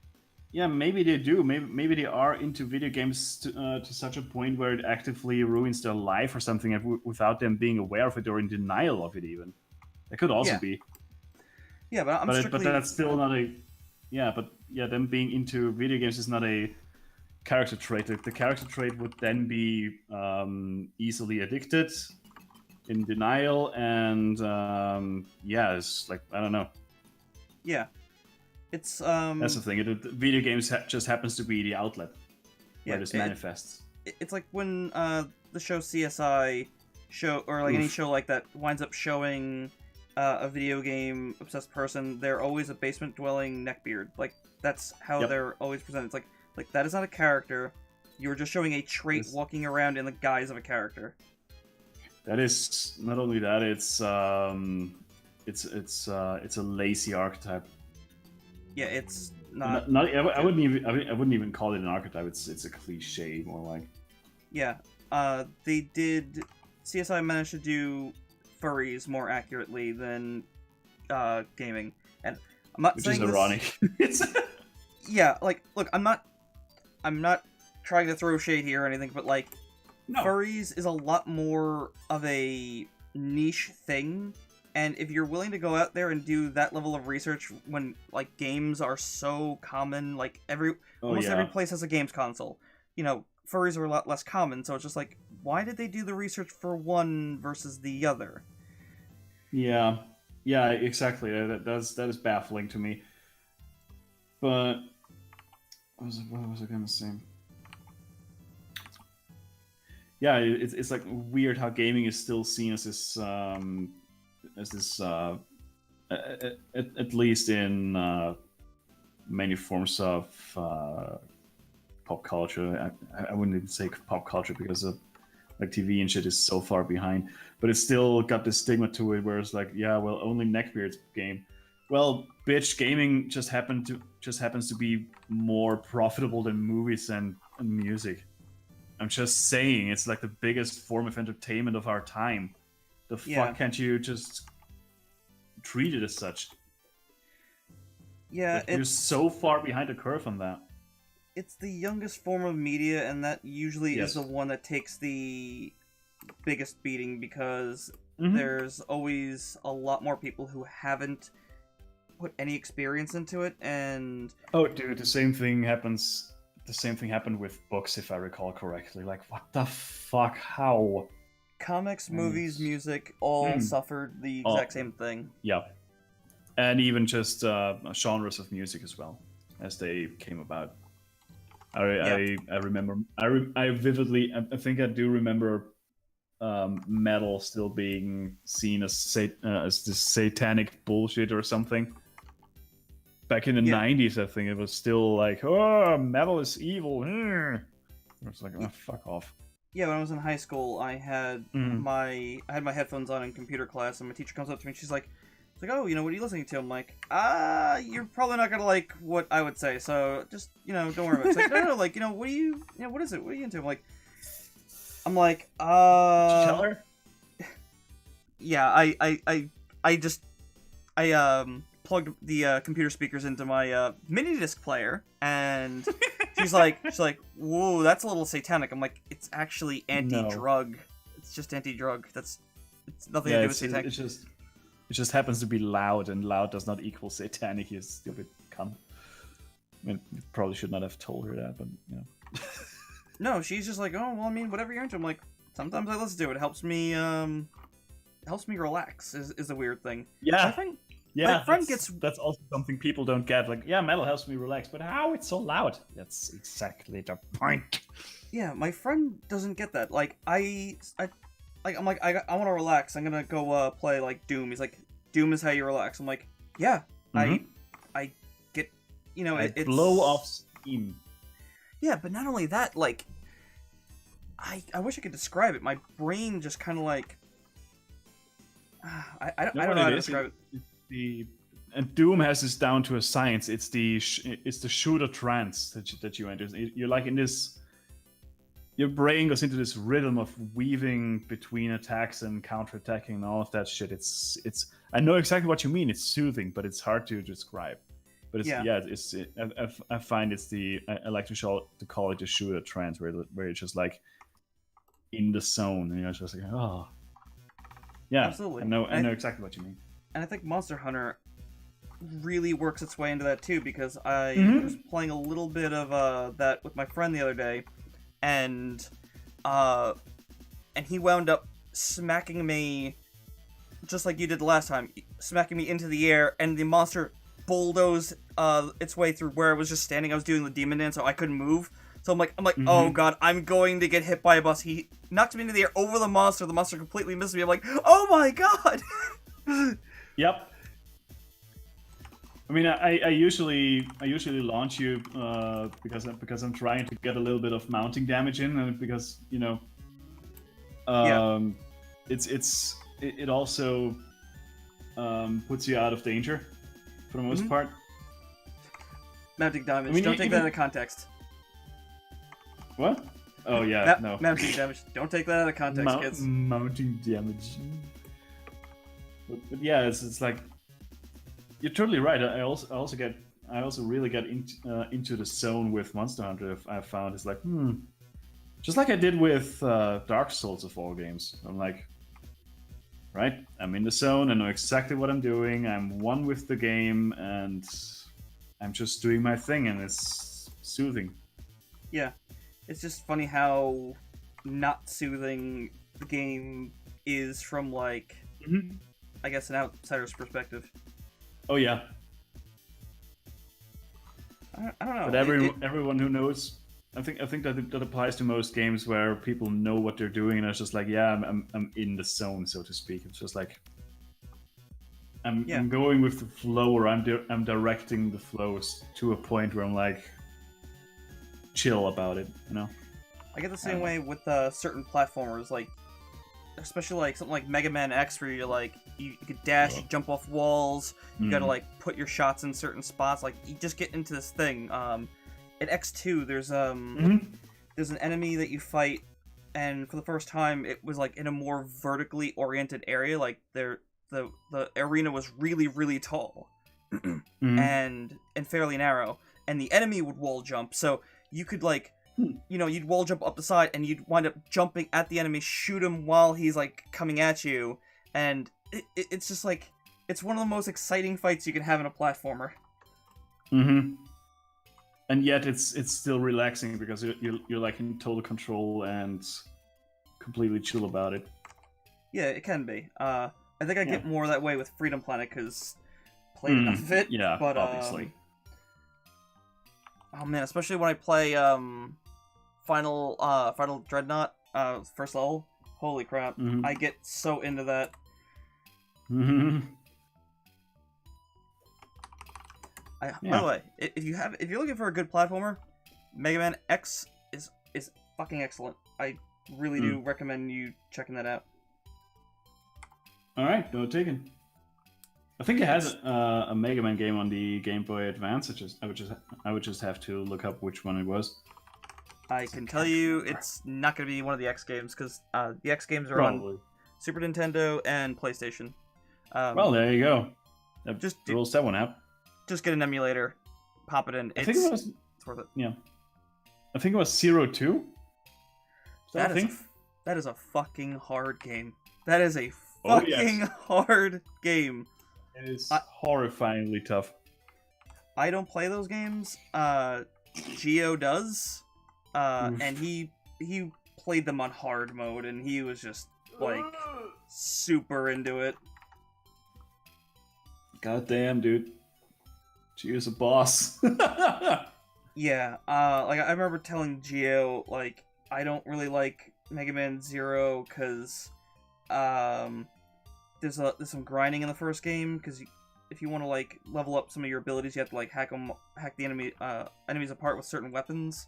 And he's like, so just don't do it. I'm like, what do you mean don't do it? And then he just plays. I'm like, oh my god, he's not fucking grinding. He's just going through the game and not getting anything, not getting a single power up. I'm like, just What do you so you know, Geo. It's like, just so you know, Geo, fuck you. I mean, that goes without saying, but still. But seriously, fuck you. Oh my god. No Yeah, health, power-ups, nothing, just... Oh, god damn it. I mean, I kind of get it. I mean, I did a Soul Level 1 run of Dark Souls 3. And it was really hard the first time around, but I think this time, like, if I try this second time, it would be like, eh. Yeah, but did you die? Multiple. Of course I died. What do you Geo mean? didn't. Geo didn't. That's what makes it different. Yeah, but probably not on his first try. No, but I mean, like, getting to that level is still something Impressive. Oof. Yeah, absolutely. He's Good probably lord. rusty now, but I mean, he'd pop it on the GameCube, through the GBA player, and just be like, you're like, what the hell, man? And now he's like really into the X challenge mode, where the collection where you can play against multiple bosses. At the same time? What? Yeah, you get 2 bosses at the same time, Oh my god, no. Just and he's no. playing it on hard mode. No. What is wrong with this guy? I don't know. He's super into it. I'm like, dude, you and me are never gonna be able to play Mega Man X again, because you're just gonna be like, oh no, it's easy, just imagine if there was 2 bosses here, I'd be like, yeah, fuck you. Wait, wasn't he the guy who beat someone in Smash Brothers one-handed? No, he was on the While phone with his... talking to his girlfriend. He just had the phone up to his ear, but yeah, he beat my friend who was really trying to beat him. Oh my god. And he was just on the phone with his girlfriend and like just chatting casually, and this is where my friend just started raging, go like, I fucking hate Sonic. 'Cause, like, my Geo would like hit him one way, speed over, hit him the other way. It's like, holy fuck. Geo's like, if you want to change characters and play someone else, and it's just like, that was it. He's just like, I'm gonna go get a drink. Gets up and walks away. It's like, yeah, I think if you beat him with someone else, it would have just made him more mad. He's like, oh, should I go easier on him? Like, oh, Christ, Geo. I'm not trying to make him mad. Should I go easy on him? Is also. Let me put it to you this way. Oof. We all got into Soul Calibur 2 back in the day, and we all kind of tried to get good at one character. Geo was dominating us pretty bad with one character, and then he dominated us with our own character. We were just like, you know what? No. I'm not playing this game anymore. Not with you anyway. And he's like, I didn't get too into it. I'm like, Gio, you came over here with handwritten combos and you practiced them at my house. He's like, Well, I mean, What? it's like, well, I mean, yeah, you want to practice a little bit. I'm like, yeah, Gio, I would pop on for like 15 minutes, play through arcade mode, and then that'd be it. Yeah. And you're just like bulldozing. Going ham. Jesus Christ, Gio. God damn him. That guy, I swear to God.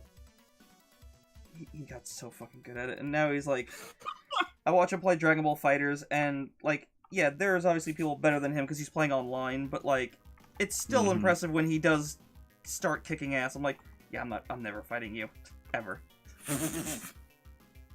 Remind me to never piss him off in a game. Oh, if you want to be Gio in a game, you could probably do it in a shooter. Probably not. I'm not that great in shooters. Oh, fair enough. I mean, I am good at single player, but that's not saying much at all. Like, whatsoever. I got decent at Team Fortress, but I never played competitively. It was only in pubs. Mm. So I can't really say, oh man, elite. I'm not competitive, so I just don't Yeah, I know. care. You just don't give a shit. Yeah, I couldn't care less. Why would you? I got pretty good with a demo man where you know how his pipe bomb gun is like I was able to hit scouts with that, with the angle and so You what? yeah, well, if they got too close then no. It was like pull up bottle, swing, hope you hit him and he doesn't just, meat shot you in the face, but yeah, Demo Man is hard, and whenever I talk to Rolly and he tries to like give me something like you just spam bombs, me. yeah, I'm like, you know what? Most classes do spam rockets, miniguns. You're spamming in some different ways. Just because you walk into a sticky trap doesn't mean shit. Yeah. Oh boy. I love Demo Man. Demo Man is one of the most fun classes to play because like there's just so much shit going on. Yeah, I was just about to say it's probably got one of the steepest learning curves, but also the highest skill ceiling. That would probably be Soldier, because like if you learned Really? if you learned a rocket jump, you can just pogo. Like if you don't know the term pogo, god, it's something else. It's something else to behold. Jesus. Yeah, like there's a lot of tech in those games, surprisingly enough. Let me see something real quick. Surprisingly, he says. Hardy har. Well, Team Fortress is viewed as a fairly casual game in a lot of ways, but I mean, you could still make a casual game into something else. Yeah. I mean, look at the Smash Bros. Community. That, as much as they hate to hear that, it's really true.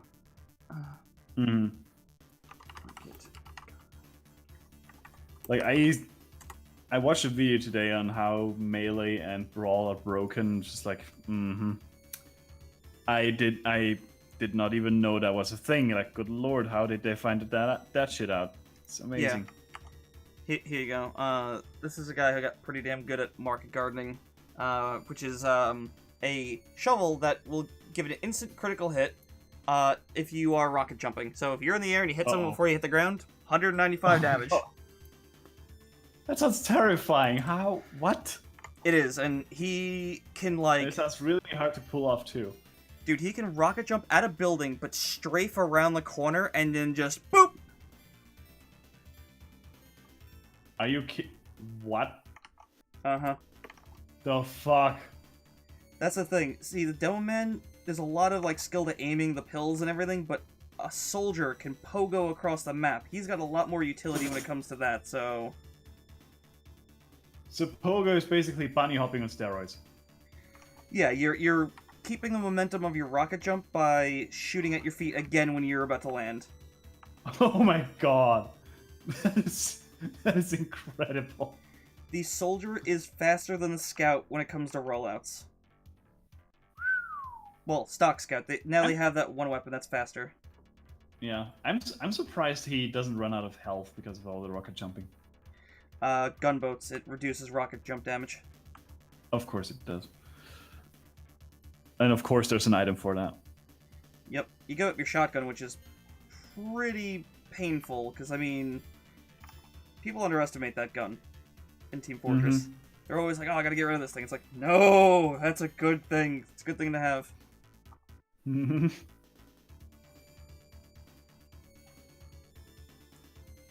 Yeah, Also, holy... Apologize, That chat, is a this thing to behold. dreadful. Yeah, also the music goes along so good with it. I'm looking at it without music, so maybe I should... Oh, you can see it later. Yeah. It's, I doubt it'll flag anything, because it's a Team Fortress fans, render of one of the songs, but the heavy weapons guy is singing over it. Do, do, do, do. Come sing with me!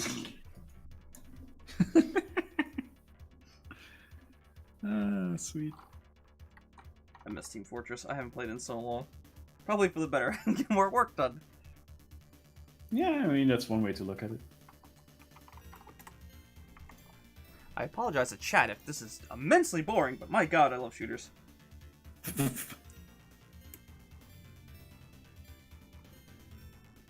Can THQ Nordic please buy the Time Splitters franchise and get it fucking going? Oh, yes. Oh, yes. Give it to someone who knows their shit. Because THQ Nordic seems to be doing the right thing, and I can't really question that. Mm-hmm. One of the very few good guys left. Mm-hmm. What? Typing your own name there, buddy. Buddy boy. What? Oh, they did buy. Okay, so it was them. I know they got. Okay, I know it got whoa. acquired, but that's amazing then. Yeah, like the last news I heard about Time Splitters is it being acquired by Crytek. Yeah, But Crytek that was probably must have looking been to unload ages it. ago. Yeah, they were probably looking to unload it because they didn't know what to do with the series. They're like, I heard one of the reasons they didn't make another one was because they didn't know like who the leading person would be on the box. It's like, you dumb thick-headed fucks. Oh yeah, I remember that. What the fuck? Just put the fucking monkey on there and everybody knows what they're in for. Or Cortez. Cortez is the dude. Yeah. I mean, yeah, sure, he's the boring dude, but I mean, yeah, well, not that boring actually, but Yeah, he got better in 3. yeah, he got a character in 3. It's time to split. I'll get the next one. Elevator door closes. That was so good. Yeah, they do own a lot of franchises. What else do they own? I think they even got the Darksiders back when. Wait, Yeah, that's why didn't 3 they- is coming out. Hold on. Yeah. Let me look up Spawn Wave real quick. He mentioned they bought something recently. Let me just look real quick.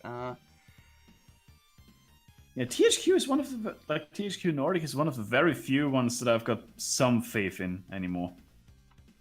I'm like, Yeah, I yeah, agree. you guys are right. Shit. Also, I guess CD Projekt Red, but they're not they're not publishers. At least not mainly. Yeah. Damn it. He did post something about THQ Nordic buying something else. No. Company from... Wait, THQ Nordic is from Vienna? Really? Well, THQ was originally in America, but they went out of business, so I think THQ Nordic is just an entirely new company. I think Damn they it. bought the THQ name, yeah. Yeah. Because they were originally Nordic, and they used the THQ's more well-known name. Mm-hmm. Damn it. What the fuck, Henry? That looks also really interesting. I can't find this Nice. thing that they originally acquired. Yeah. Wait, what the fuck Oh! is this game? Oh, hold on. THQ Nordic has acquired Alone in the Dark and Active War. They bought Alone in the Dark from Atari. Huh. Good. Yeah, that series hasn't been treated well since. Oh god, the first game? I don't know. Yeah. I'm looking at their website. There's a bunch of games on there that I've never heard about, but they look really cool. Huh. Huh. Oh yeah, Darksiders 3, there it is. Oh yeah, Biomutant, I almost forgot about that. I really hope they do Darksiders 3 well, because, like, I did not like 2 very much. I like 2, but, you know, I can see why you wouldn't. It's not that I hated it or anything, I just didn't really dig the way items worked. Mm-hmm. Like, I prefer the first one where it's like, you got a weapon, and that weapon was, like, that was a new weapon, it was equally as good as any other gear, as long as you were capable of using it. You know, versus, like, you got this new armor that gives +2 strength.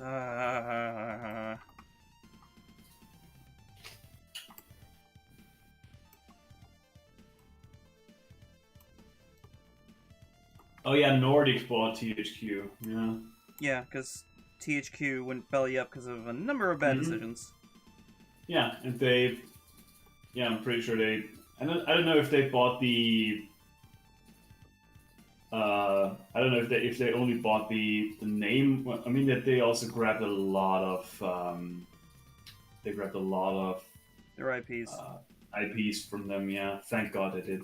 Oh yeah, based in Vienna and Karlstad, with subsidiaries in Germany, Sweden, and the USA. Yeah. Based in Vienna, I have no idea. That is so cool. Imagine that. You know what THQ stands for, right? No. Toy Do you let headquarters. me? Toy headquarters. Toy headquarters, Toyota? literally. No, Oh, toy headquarters. I was just like, Toyota? What the? I'm stuttering in bad. Yeah, so they were originally a toy company and then hopped into games. Just like the other weirdness of Coleco. See, I don't think that's weird at all. That's like the next logical step, but yeah, Coleco is weird. a little weird. I mean, sure, Nintendo was doing card stuff at some point, but that's still a game. So Yeah. Sega was And they games also- from the get-go. And if I recall correctly, they also owned a bunch of brothels. Nintendo? Yeah. That would be news But to I me. could be completely wrong. Please correct me if I am. I would not know. I've not heard anything about that.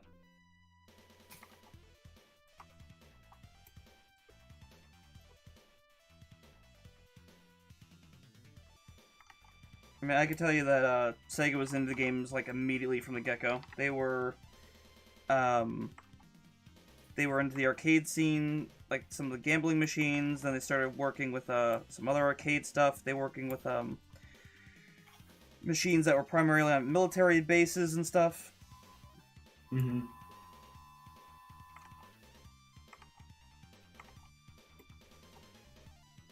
Let's see.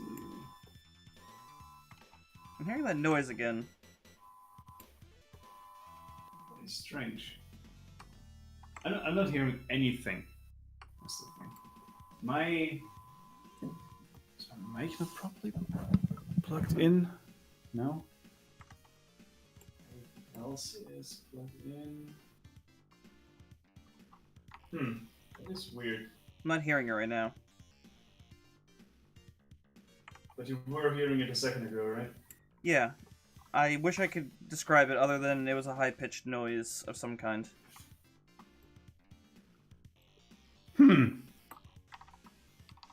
Couldn't tell you. I mean, it Me can't be either. from my headphones because there's only music on them. I don't think it's the music that you're hearing. That is No, weird. it definitely is not music. It almost sounds like it almost sounds like, I guess, a warning thing that you might hear, you know, from America. So that has absolutely no relevance to you. God damn it. No, on America. In America, we get an emergency broadcast. Like it's like, you know, they'll just in the middle of a show. Oh, that's cut it out nice, and yeah. be like, you know, "Bwap, bwap, bwap." It was almost like that, but like in short little bursts, Okay. and not Strange. nearly as loud. That's really. I have no idea what that could be. Huh. Well, if it comes up again, I'll tell Spike. I'll order Spike around like a boss and tell him to listen to my stream and see if he can hear it. Mm-hmm. Because I don't think it's me. Because I got the phone unplugged, and I actually have headphone off my ear right now. I don't hear anything. Weird. Also, hey, not done yet. Not done yet. Yeah, sorry, I butchered your name. Welcome to the stream, boy. Howdy, howdy. I'm On surprised you got Twitch in finished, case by you the wonder. way. I know. Hmm? If I don't see him, if I don't see them here, I I know just exactly where assume. they are. Yeah. Did you yeah, just assume my channel? No, but I'm assuming that you're nearly done because it's been quite a while. Usually you're done much earlier than this. Yeah, I know. I've been slacking off a little bit on this one. Fine. I'm not gonna complain.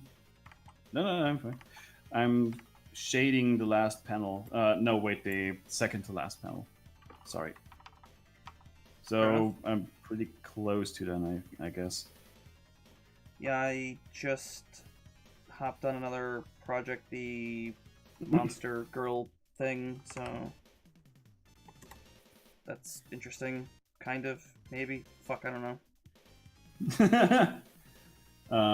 Looking around creative streams, feel like they should get more recognition. Oh yeah, definitely.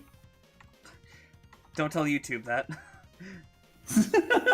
Don't tell YouTube about any kind of fucking recognition. Yeah. Also, if you, little tip, if you're into creative streams, there's an entire website dedicated to just that. It's called Picardo.tv, and we both just happen to be streaming to that as well right now. So do keep that in mind, in case you want to show more artists some love. And also, you can see multi-streams. Hmm. Oh, you're trying to start one? Okay. Hey. Well, what's keeping you? I mean, yeah, that's easy to say, but yeah, just go ahead, dude. Or do that, I don't know. No, that's not what I want. Yeah, like the easiest way to get started is like, I know this sounds cliche, but just do it. There's nothing stopping you. Except from your own inhibitions. Yeah, funny And enough. maybe, just maybe some technical know-how, but I can't assume any of that. Random actually got into streaming a little bit, and he managed to dive in head first, but he wound up stopping because he just had too much going on. So which I totally get. Streaming's a pain in the ass, especially if you're doing it by yourself. Oh yeah. What's keeping me a process I could stream? Well, that's fair. I guess that's fair, but people usually just watch about anything really. Just stream yourself doodling or whatever. That's fine. But yeah, don't expect to necessarily take off on especially on Twitch. Yeah, just an FYI. Yeah, I would just Or is it a recommend. heads up? Sorry, God, keep talking over. Sorry, no, go ahead. No. Slight latency. It's irritating, isn't it? It's just like it's like a fraction of a second latency, and we just always manage to just talk over each other. It's so stupid. Yeah. No, my advice for streaming is just like just put on some music and go for it. Don't like just work on your projects like you normally would, and then if someone just shows up, you know, you can either choose to talk or don't. Some people just are there to watch. I've done streams where I've not talked about out loud, and someone will show up and they'll say something, then I'll respond to them, and then we'll get a little conversation going while I work. Yeah, just like that. oh, you're not here for tips. You just love comics. Oh well, you came to the wrong. I don't know. You came to a place. Yeah, You you came to do the have. Fun Rock and Roll stream. The stream of 3 idiots and maybe some art. We don't know. And 2 of us just happen to be comic artists. Imagine that. Yeah, it's strange. It's the weirdest thing. There you go. Oh, but you do animations? Oh, sweet. Holy crap! I just started doing Micro that. here is dabbling in that lately.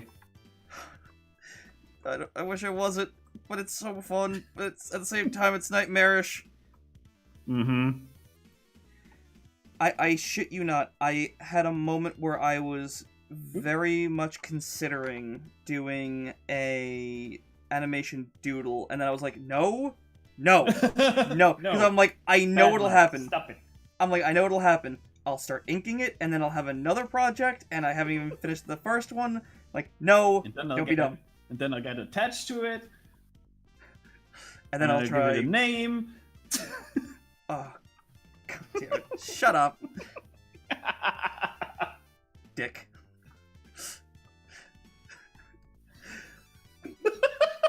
That's it. After the stream, I'm gonna subject you to the animation thing that I finished with sound and stuff, and you can be horrified. Yeah.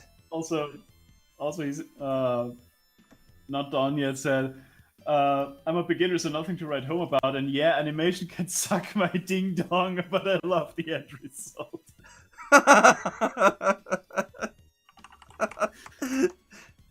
It's a thing. Animation is both fun, immensely frustrating, time-consuming, but like And all of the above. In that just order. getting like 5 frames looking smooth. And you sit back and go, yeah, and then you're like, oh, I got like 90 more of these to go, if I'm lucky. Great. I think do I have? Pretty much.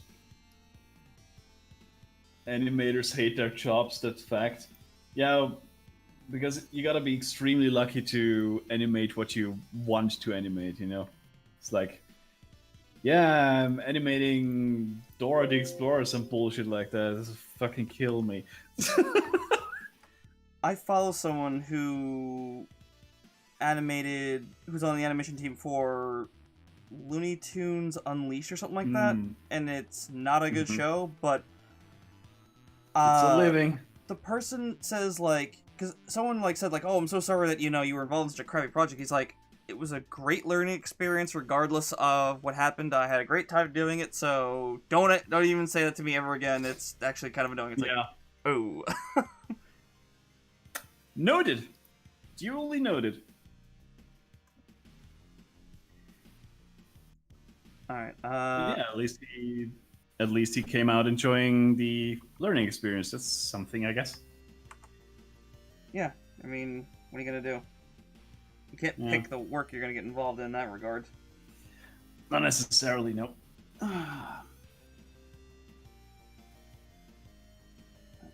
Oh no! He says I work as an animator at a startup, but it's like 2D character stuff, and the graphic designer can't organize layers for shit. 90% of my time is wasted by cutting up a PNG. Oh no! Oh. I feel you. A work colleague of mine is fucking trash when it comes to. Hey guys, thank you so much for watching the live layers stream. If and you want to pretty see much more of my anything that would comics, you make can check a, out Antares Complex or Journey to the will make Skyline with any the links file above or below. bearable And to if you want work to see more of on, my artwork in general, including such as InDesign fan art and files. stuff, And you can check and out every single goddamn time I open a gxzcomics.deviantart.com. file of And this if you dude, actually want to support I'm like, this and my art, you can check out my fuck, Patreon. this that is gonna thing. be a pain in the ass, and it If always you support is. my It always Patreon, you'll is. get early access to He's comics, one of the artwork, guys who and will more. like So in if you InDesign fancy make any of that and you want to support some idiot artist online, then hit that. If not, I'll catch you guys next time. See ya. What are they called? Fuck. In case you're wondering, English isn't my native language, but it's probably pretty obvious. It really isn't. It would always make separate borders for headlines and a separate border for the text itself, and it's just like, why? Like, you can make all of this within one freaking border. What's wrong with you? Ah. You know how I use a lot of layers? Yes. My brother's like that, except he doesn't name them and he doesn't use folders. He doesn't what? He doesn't name the layers and he doesn't use folders. And he's like, just use the thing I sent you. I'm like, how? No, fuck you. Like, how? I This is don't a know what mess. layer this is on. He's like, just use... Oh, I forgot what the shortcut is in Photoshop. Like, Control, Alt, and click on the screen and it'll pick layer. I'm like, dude, there's so many transparencies and, like, light things. I'm like, I can't. You'll find it. And that's when you... I won't. And that's when you heard the click-clack of a shotgun and me walking downstairs. putting yourself out of the misery. No, that's me just putting my shotgun up to his temple and saying, you're gonna fucking fix this. Yeah. And by shotgun, I mean Nerf gun, because I don't have any guns. You're a weak-ass American, you know that? Yeah, well, I mean, most Americans are born with a gun in their hand. I wasn't. Huh,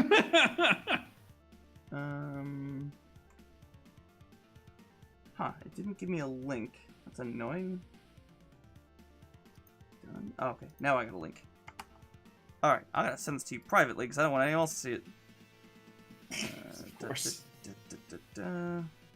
Shut up, you. There we go. I want to hear your live reaction. There's a couple of problems with it. It's not a final edit. Just keep that in mind.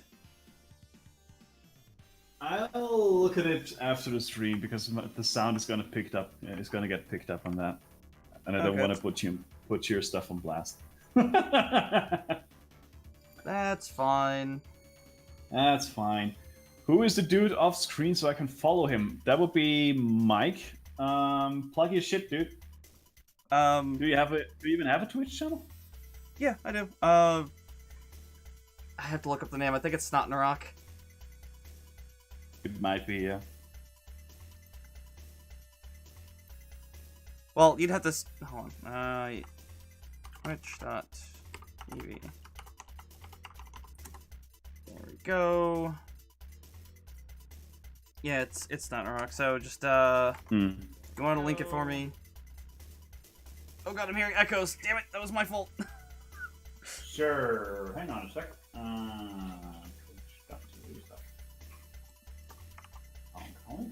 Watch.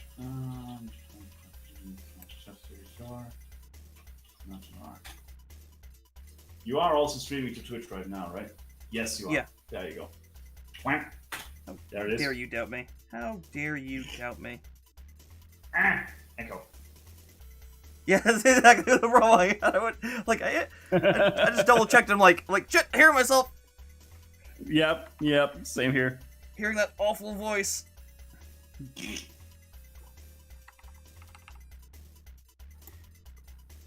I love that it's a proven science thing that the reason why you hate your voice is because it sounds different because of how it reverberates through your bones and shit. Yep. So hearing it outward, like your voice is going to be less deep and perhaps thick than you are extra thick than you're used to. So science says just proven you will more than likely hate your own voice.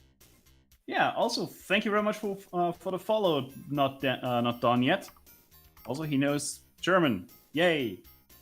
Ach, mein Lieben. Ach, Fräulein Flugzeug, schicken Sie mir das Geld. Ah. Oh, there's a sound I don't hear often. Thank you for following me. Much appreciated. I'm so happy that I got the Streamlabs implementation done. Probably I'm like, I don't know if I did this right. And then like it's been like months of just kind of like, because I don't advertise Twitch because I'm stupid. And then now it's just like, that's the second one I've heard. So You do know you can link Streamlabs to Picardo as well, right? yes, you are aware of that. I totally knew that Shit. Hold on. Stream abs. Shut up! Shut up, you bitch! I'm looking right now. You can even link it to YouTube of all things. Why would I do that? I don't know. Why would I link anything to a sinking ship that's trying to pull like stock anchors on it? Oof. I don't know. Maybe you just gotta do a mental breakdown video where it's gonna get monetized because YouTube apparently loves that shit. At least the algorithm does. Hello, everyone, and welcome to my stream. Thank you very much for participating. I just want to say that I appreciate you guys being here, and also one other thing. No, just go. Yeah, I'm really burnt out. I don't know what to do anymore. I'm basically your regular old. What the fuck's going on? What the? Where do you have a problem with? All right. Yeah. No. It's sorted itself out. No. I'm occasionally. It's got occasionally Twitch Studio. Occasionally Clip Studio activates a control or whatever, whatever key it is, control or shift or whatever, and it won't stop doing that, and it's the strangest thing. Okay, let me ask you something. I am on the account settings. I see Twitch and I see YouTube, and I got those linked. Mm-hmm. I don't see Picardo. I see Mixer, Facebook, and Periscope. On Streamlabs? Yeah, on their website. Unless it should be totally. You're probably missing something. How often do I save my projects? Not often enough. Thank you very much. Control save. There you go. Viewers for the win, motherfucker. Yeah. That's why we all love you viewers, not because it's giving us money. God no. But because you remind us of stuff like that, which is amazing. Fun fact, one of the only comments I would make on the stream that I followed for a while was I would just say F5 every once in a while, and the guy's like, and it's not with a good tip. Yeah. Right, let's see. Stream was my account. My settings. No. Integrations. No. Where was that? I don't know. I saw I was able to log in with Picardo if I wanted to, but I don't see anything to link it.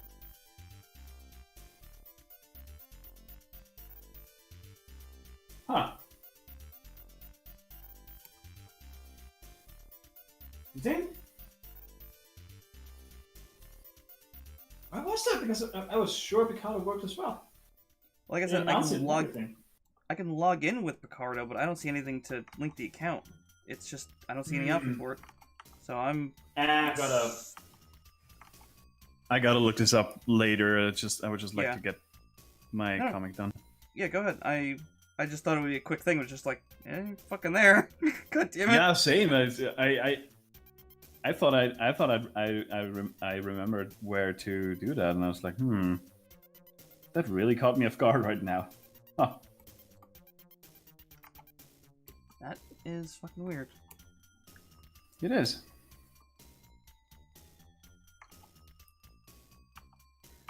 Oh well. Indeed. I'm sure I'll find out about that. Oh, by the way, I'm almost done with that crossover picture with all the platformers and Journey to the Skyline, so hooray! Oh, are you now? Yeah, I'm almost done, and the file size is scary. Is it please kill me megabytes? Well, do have a guess. Let's just join in and have a big old guess on how big the file size is. I'm gonna say ballpark 700 megs. You are very, very close. Higher. Is higher? Higher. 750? Little higher. 800. 770. Ah, dang it. I was like, well, if you put it this way, it's probably like something ludicrous, like, 8. It's definitely gonna skyrocket when I put the final texture in there. I actually removed it because it was making the file save take longer than I wanted, so it still takes a long time. So I made a new document, copied the texture file over, and I'm like, oh god, when I put this back in, it's definitely gonna hit like 850 or something. Yeah, ludicrous amounts. You ask us on every creative stream, and they always save just after reading my message. Yeah, that's because us artists are all just fucking idiots in that regard. I mean, it's not like we're dumb or anything. It's like we get so caught up in drawing and everything. It's like, oh right, I gotta save this shit. Oh. Yeah, speaking of getting caught up in followers, one of my friends has said he wants to watch the stream and everything, but he's like, tell me when you're streaming. I'm like, you have to subscribe because I have a lot that I'm trying to do before the stream and during the stream. I'm not gonna message. Yeah. Sorry, go on. No, it's just like I don't have time to, or the brain capacity to just send out personalized messages. Just follow me on whatever platform you're following me. Yeah. And I'll do it. Like I appreciate it, but I can't remember that. Yeah. Don't ask me to remember stuff for you. Good lord, I can barely remember my own shit, let alone yours. It's not like me being a dick or being facetious. What's the word? Facetious, like lying. Thank you. Yeah. That one, yeah. It's not like me being a dick or something. It's just like you can't possibly ask me that. Like, basically, it's even like you're being a dick if you ask me to do that to some extent. Yeah, it's like I gotta post on Twitter, Facebook, get all my documents open. I gotta get OBS going, make sure all the sounds are actually working, and that like I'm not like something's not like mistakenly set up like the wrong way. Like I had tried to record a game before, so I saw the 60 frames per second thing on. If I record one of these at 60 frames per second, my hard drive's gonna be filled in like 10 minutes. Yeah. No, like, yeah, well, if you would really want to know, then following me is really not too much to ask. Yeah, because it emails you. Come on. Yeah. It's like, I mean, yeah. If you really want to watch, and just subscribe. Like it's that easy. That's literally what it's for. Yeah, and person has chatted before, so it's like you have an account, so just do it, man. Yeah. Just do it. It's not like, yeah, it's not even about us like bumping our numbers or anything. It's like, well, you obviously want it, so where's the problem?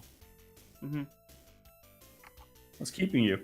Also, speaking of followers, I remember one of the times I was streaming solo and it was like a quiet stream. Like even when I was chatting, I just did it through text because anxiety. But I was like, so what are you doing, you know, Mr. Stranger Person? And like, oh, I'm drawing too. I'm like that is a weird thing. There's a lot of creatives who just like watching other people do this stuff. So I'm like, well, you know, show me something. Show me what you're doing.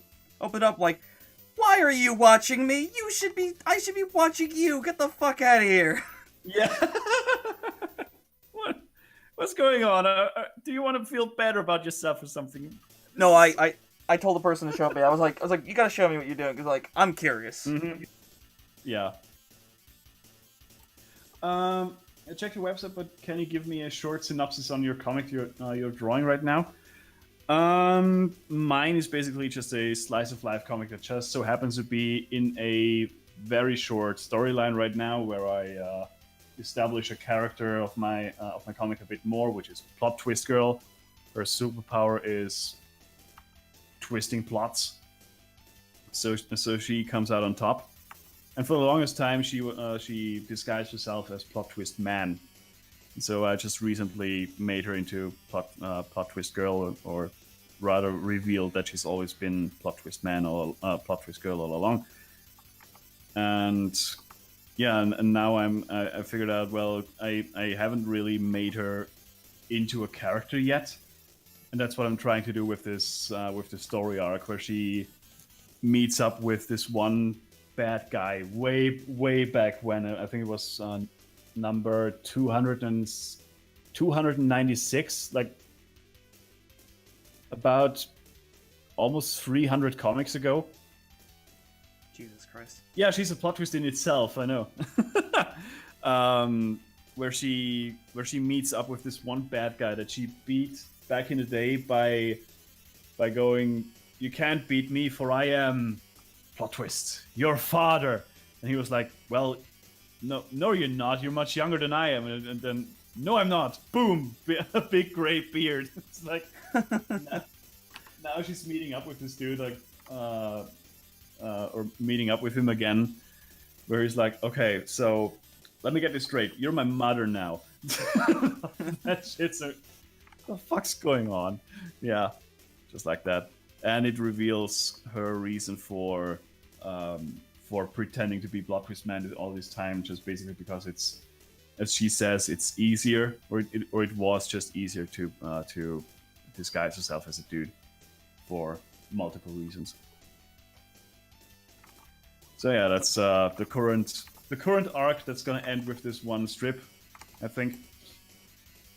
I can But imagine everything that being else is just random bullshit, really. It's just gag after gag after gag after nonsensical gag, with the odd storyline sprinkled in that are almost always just like equally as retarded as everything else. But yeah, if you want to give it a read, that would be really much appreciated. I always love to welcome new readers to my site. Come to me, my children. I was gonna quote a game, but I know you haven't played the game, so fuck it. To my side, my Nobiline Harrier. Yes. Valkyrie Whatever Profile. that means. Valkyrie Profile. It's a great game. With a great plot. Yeah. I'll tell you about it someday. With the Blast Wave, so better like yours too. Yeah, if you're into humor comics, sure. Also, Gone with the Blast Wave is fantastic.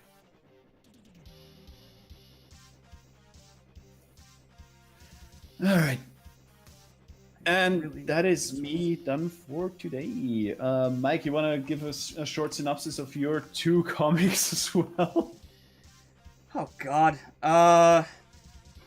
Do you like cute cartoon animals on a adventure? Then Journey to the Skyline. There.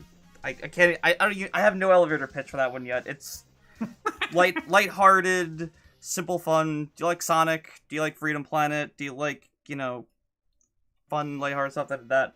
Do you like sci-fi and violence? And Terrace Complex. There's plenty of violence, plenty of sci-fi. Plenty of Antares and plenty of Complex. The plot for that, for me, is too difficult to describe, despite Albert Einstein saying if you can't explain something, you don't know it well enough. I assure you, I know it well enough. It's just that explaining shit are hard. And I are dumb. Anyway, very. that is me.